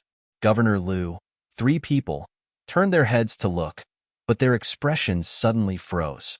Father Yang and Mother Yang's faces showed suspicion. They did not know Tang Zheng's identity. Governor Lu obviously recognized Tang Zheng, and anger flashed in his eyes. He glared at his daughter in displeasure. What nonsense! She actually brought this Tang Zheng here. She was sincerely going against him. "Uncle Yang, Auntie, Happy New Year." Lu Qingmei greeted them politely. The other party immediately smiled and said, "Qingmei, long time no see. You're becoming more and more beautiful." Lu Qingmei smiled faintly. "Thank you. Let me introduce him to everyone." Seeing that Lu Qingmei was about to introduce Tang Zheng, Governor Lu immediately realized what was going to happen. He quickly stood up and said, "Qingmei, come with me. I have something to say to you." Without any explanation, he pulled Lu Qingmei and walked out. "Sit down for a while," Lu Qingmei said to Tang Zheng. Tang Zheng smiled and nodded, indicating that he was fine. In the room, the 4 people looked at each other, and the atmosphere immediately became awkward. Father Yang and Mother Yang were also smart people. From the way Lu Qingmei looked at Tang Zheng, they could already guess what was going on. They were all experienced people and naturally understood what those loving eyes meant. Yang Xiaoyu stared at Tang Zheng as if he wanted to see through him. Tang Zheng was calm and collected, completely unaffected by the other party's gaze. Yang Xiaoyu's gaze gradually became sharp. He thought that the more this person appears to be calm and indifferent, the more problems there must be. He must find a way to expose his disguise. Lu Qingmei was pulled to a corner by her father. Governor Lu looked at her seriously and asked, "Qingmei, why did you bring him here?" "He's my boyfriend. Of course I can bring him here." Lu Qingmei lightly said, "Nonsense. How many times have I told you? He's your student. Don't use him as a shield to anger me." "Who said he's a shield? He's my boyfriend. My real boyfriend." Lu Qingmei's expression became cold as she seriously said. Governor Lu suddenly stared blankly. Before, he could be sure that the two were deliberately mystifying and deceiving him. But at this moment, looking at his daughter's resolute and serious eyes, he knew that she was not lying. This meant that the two of them really did become real. The thing he was most worried about had happened. In truth, he had never put Tang Zheng in his eyes before. He thought that after the two of them were separated for a period of time, everything would naturally fade away. But how did the two of them get together again? It had only been half a year.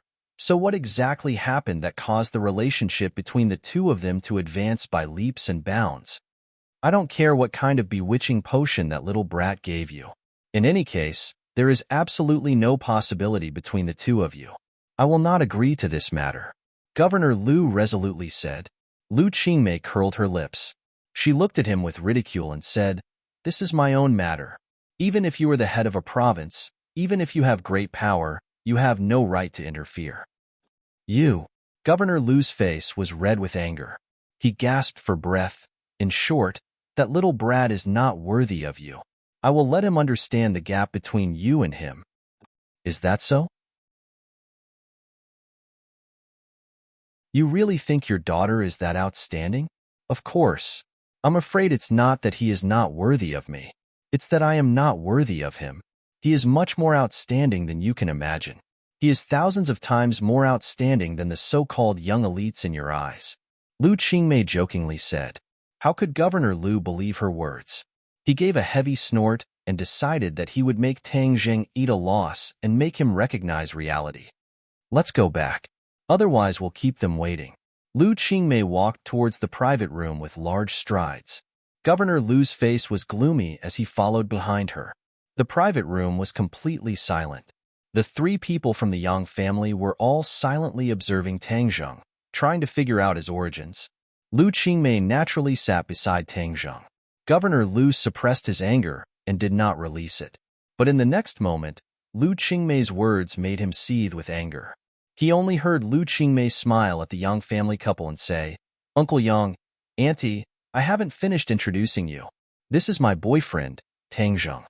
The other party's face immediately flashed with embarrassment. Lu Qingmei saying this meant that her attitude was very firm. That meant that this blind date was a joke and the other party was already taken. "Hee, little Tang, where do you work?" Father Yang resisted the awkwardness and asked, "I'm still a student. I don't have a job." "Student?" Father Yang was stunned for a moment. "Oh, then where are you studying for a doctorate?" "Doctorate?" Tang Zheng was slightly stunned. He immediately understood that the other party did not think of him as an undergraduate at all, but he did not want to hide it. He calmly said, "I'm still a freshman." "Freshman?" The three people from the Yang family all exclaimed at the same time. Because Lu Qingmei had already graduated from college, they preconceived that Tang Zheng was definitely not young. But they never thought that he was still a freshman. The age gap between the two was too big. Yang Xiaoyu's face was filled with joy. He was even more certain that Lu Qingmei had been deceived by Tang Zheng. What ability did a freshman have to gain Lu Qingmei's trust? It must be known that Lu Qingmei was not a teenage girl. Other than deceiving, he really could not think of any good points about Tang Zheng that could move Lu Qingmei. But Father Yang did not have such shallow thoughts. He was a businessman and had seen many people. From the first time he saw Tang Zheng, he felt a trace of an unusual temperament from him. He did not seem like a freshman at all. This strong contrast made him frown. He suspiciously looked at Tang Zheng. He really could not guess Tang Zheng's background. Yang Xiaoyu, however, thought that his opportunity had come. He proudly said, "I've seen many freshmen who are ignorant and incompetent all day long.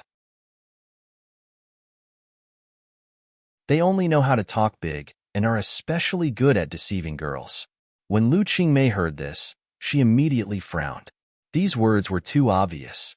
Tang Zheng squeezed her hand and signaled her to calm down. He said with a smile, "Yes, this kind of student is really too hateful, but I don't have such a person around me. It seems that you have a lot of experience. Could it be that when you were a freshman, Yang Xiaoyu was furious?" He stood up and asked, "What do you mean?" "Oh, nothing. Since you brought this topic up, I'll discuss it with you." Tang Zheng shrugged and said motionlessly, "Xiaoyu, sit down." Father Yang reprimanded in a low voice. His son's life abroad was too leisurely. He was actually angered by a few words. Compared to this Tang Zheng, his shrewdness was obviously too shallow. Lu Qingmei secretly gave Tang Zheng a thumbs up. Flowers were blooming in her heart. "Since you look down on my boyfriend, then I'll let you know how powerful he is today." Lu Qingmei suddenly felt a sense of excitement. "Qingmei, he's also the #1 student. How did you meet him?" Mother Yang saw her son being deflated and hurriedly interjected. Lu Qingmei foolishly looked at Tang Zheng and said, "He was my student in high school, a teacher-student relationship. Moreover, it was a female teacher and a male student. It was even rarer than a male teacher and a female student. After all, the age gap between men and women was not small." Governor Lu suddenly had the urge to find a hole to hide in. Fortunately, Father Yang was an old friend of many years. If his colleagues in the government knew that his daughter found a student younger than her as a boyfriend, then wouldn't he be an old cow eating young grass? Where would he put his old face? He couldn't help but inwardly sigh at the misfortune of his family. The 3 members of the Yang family were greatly shocked by this news. Yang Xiaoyu's eyes revealed an undisguised anger and slight frown. Yang Xiaoyu's father originally thought that Tang Zheng's identity was not simple, but after knowing that he was Lu Qingmei's student, this guess disappeared like smoke into thin air. This was because he knew where Lu Qingmei used to teach. Although most of the students in that school were rich, the level of those rich people was still too low in his eyes.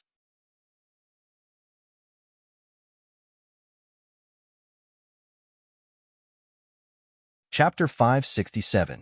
When the dishes were placed on the table, everyone's wine glasses were filled and they each drank a cup. Father Yang smiled mysteriously and winked at his son, saying, "Xiaoyu, didn't you bring back a gift for Qingmei? Why aren't you taking it out?"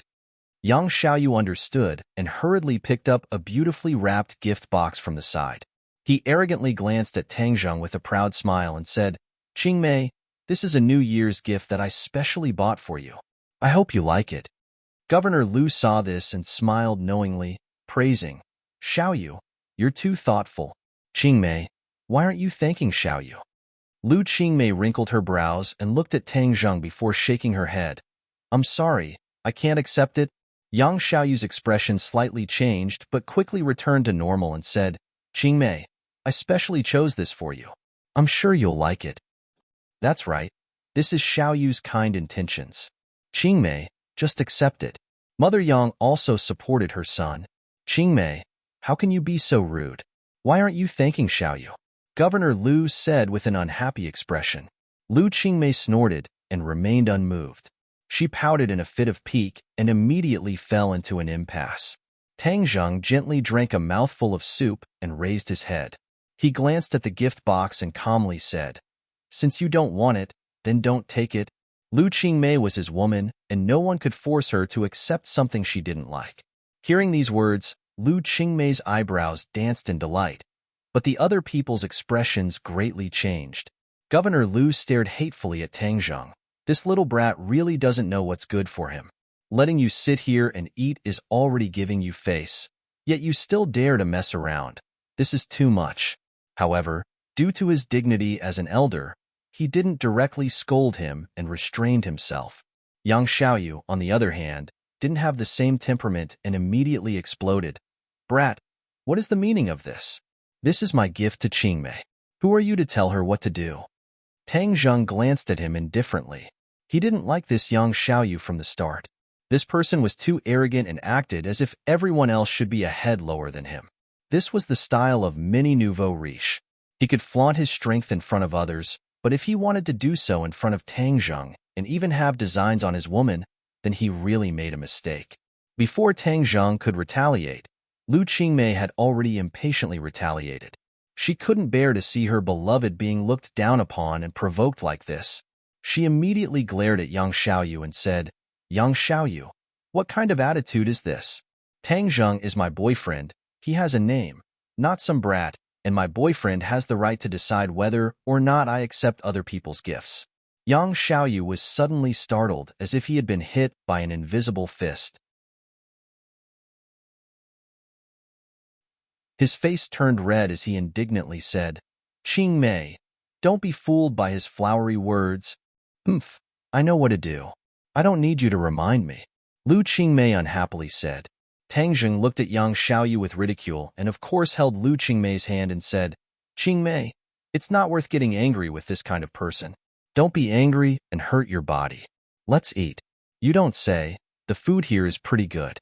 His appearance was like a spineless foodie who only cared about the taste of the food at this critical moment. However, Lu Qingmei understood Tang Zheng's thoughts. He wasn't afraid of young Xiaoyu.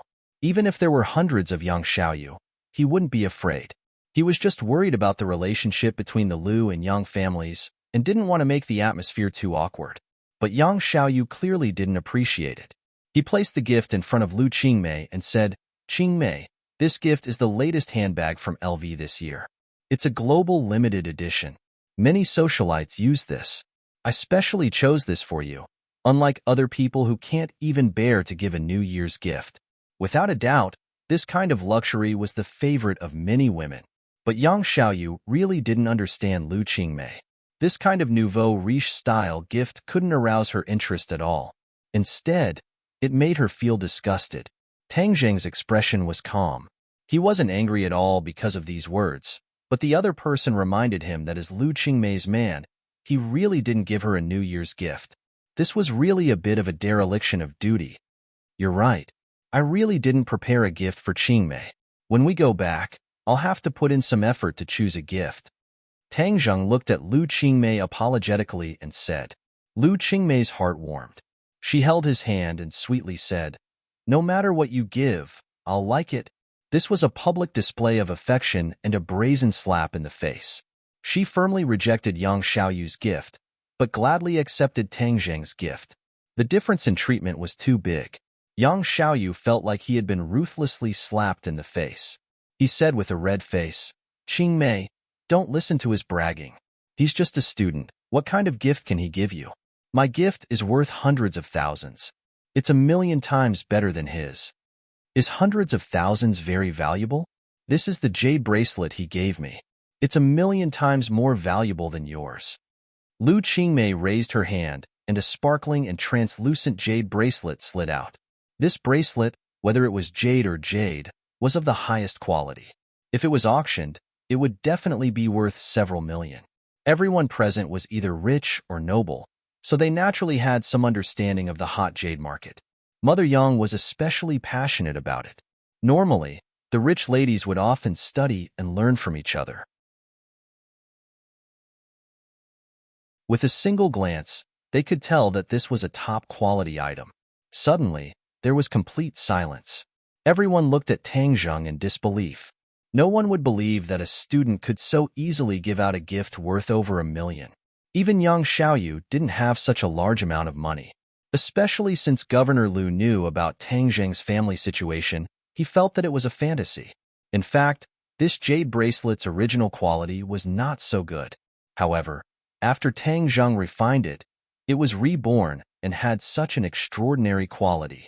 In the beginning, when Tang Zheng refined these jade items, they did not have this additional effect. It was only after his cultivation had greatly increased that he was able to refine them. Now, the jade items he refined were not as simple as simply engraving a set of arrays into them.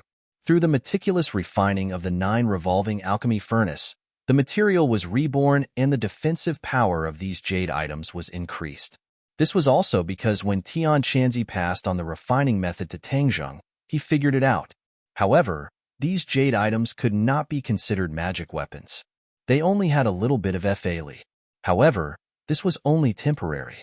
Tang Zheng had already decided that in the future, he would diligently study the refining technique and refine enough magic weapons to equip the people around him. Now, he already had a lot of cultivators around him, but there were too few suitable magic weapons. Without magic weapons, the strength of the cultivators would be greatly reduced. In addition, the value of this jade bracelet had far exceeded the value of the jade itself. It was far from being something that could be bought with just a few million yuan. This was what the people opposite him didn't understand. In the private room, the sound of a pin dropping could be heard. The atmosphere was extremely awkward. Governor Liu hurriedly restrained his shocked expression. He coughed and broke the silence. Come, come, come. Let's drink.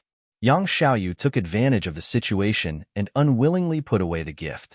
He couldn't wait to immediately throw this bag into the smelly ditch. What luxury!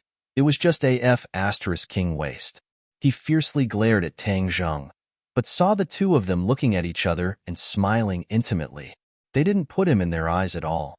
He couldn't help but burn with jealousy. His pupils seemed to be about to spit out fire.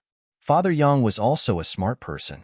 He didn't want to be entangled with the gift issue. He hurriedly called for them to drink. Tang Zheng, come, let's drink a few cups. He was prepared to get Tang Zheng drunk and let him make a fool of himself in front of Lu Qingmei. He even wanted to say nonsense and reveal his true colors. Father Yang thought that after being in the business world for so many years, he could easily win against this young man in drinking. Yang Xiaoyu obviously guessed his father's thoughts. He smiled sinisterly and raised his wine cup. Yes, how can we not drink during the new year? Tang Zheng, don't tell me you don't dare to drink? Provocation. He didn't believe that Tang Zheng wouldn't fall for it. Sure enough, Tang Zheng raised his wine cup and said, Okay, but I'll toast to Uncle Lu first. In Tang Zheng's eyes, the three people of the Yang family were insignificant. However, he didn't want to neglect Lu Qingmei's father. His grandfather had taught him to respect the old and love the young since he was young. Governor Liu looked at Tang Zheng with a complicated expression. It seemed that after half a year, he couldn't see through this young man anymore. His eyes were so deep, and the temperament that occasionally leaked out made him, a superior, couldn't help but be moved. However, these were all insignificant. If Tang Zheng dared to have ideas about his daughter, then he would make a fool of himself.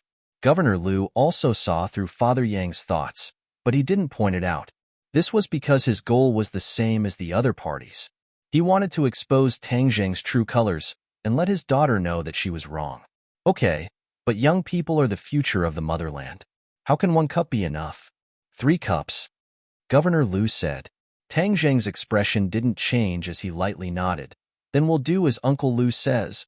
After each of them drank 3 cups, the two of them didn't have any reaction. Governor Liu was testing them with alcohol, so of course he wouldn't have any reaction. These 300 cups were equivalent to 200 grams of white wine, and they drank it so quickly.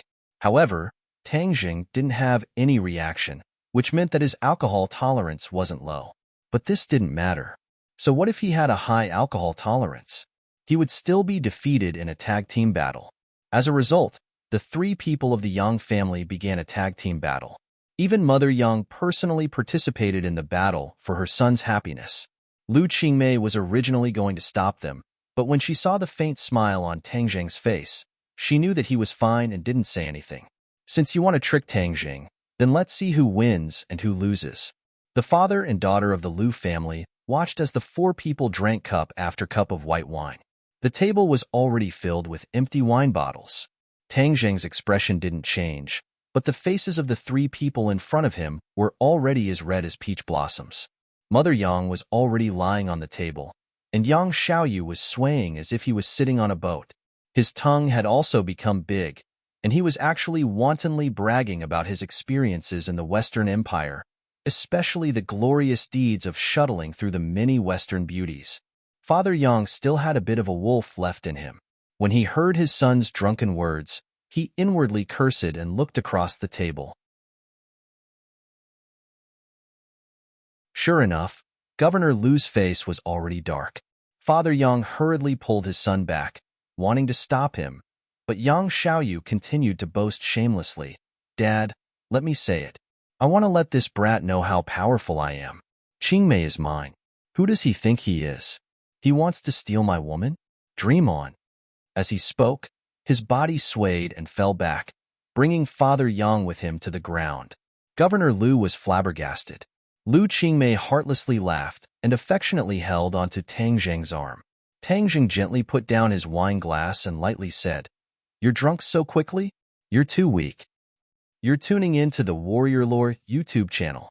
Don't forget to subscribe and join us on this journey to catch the most captivating stories.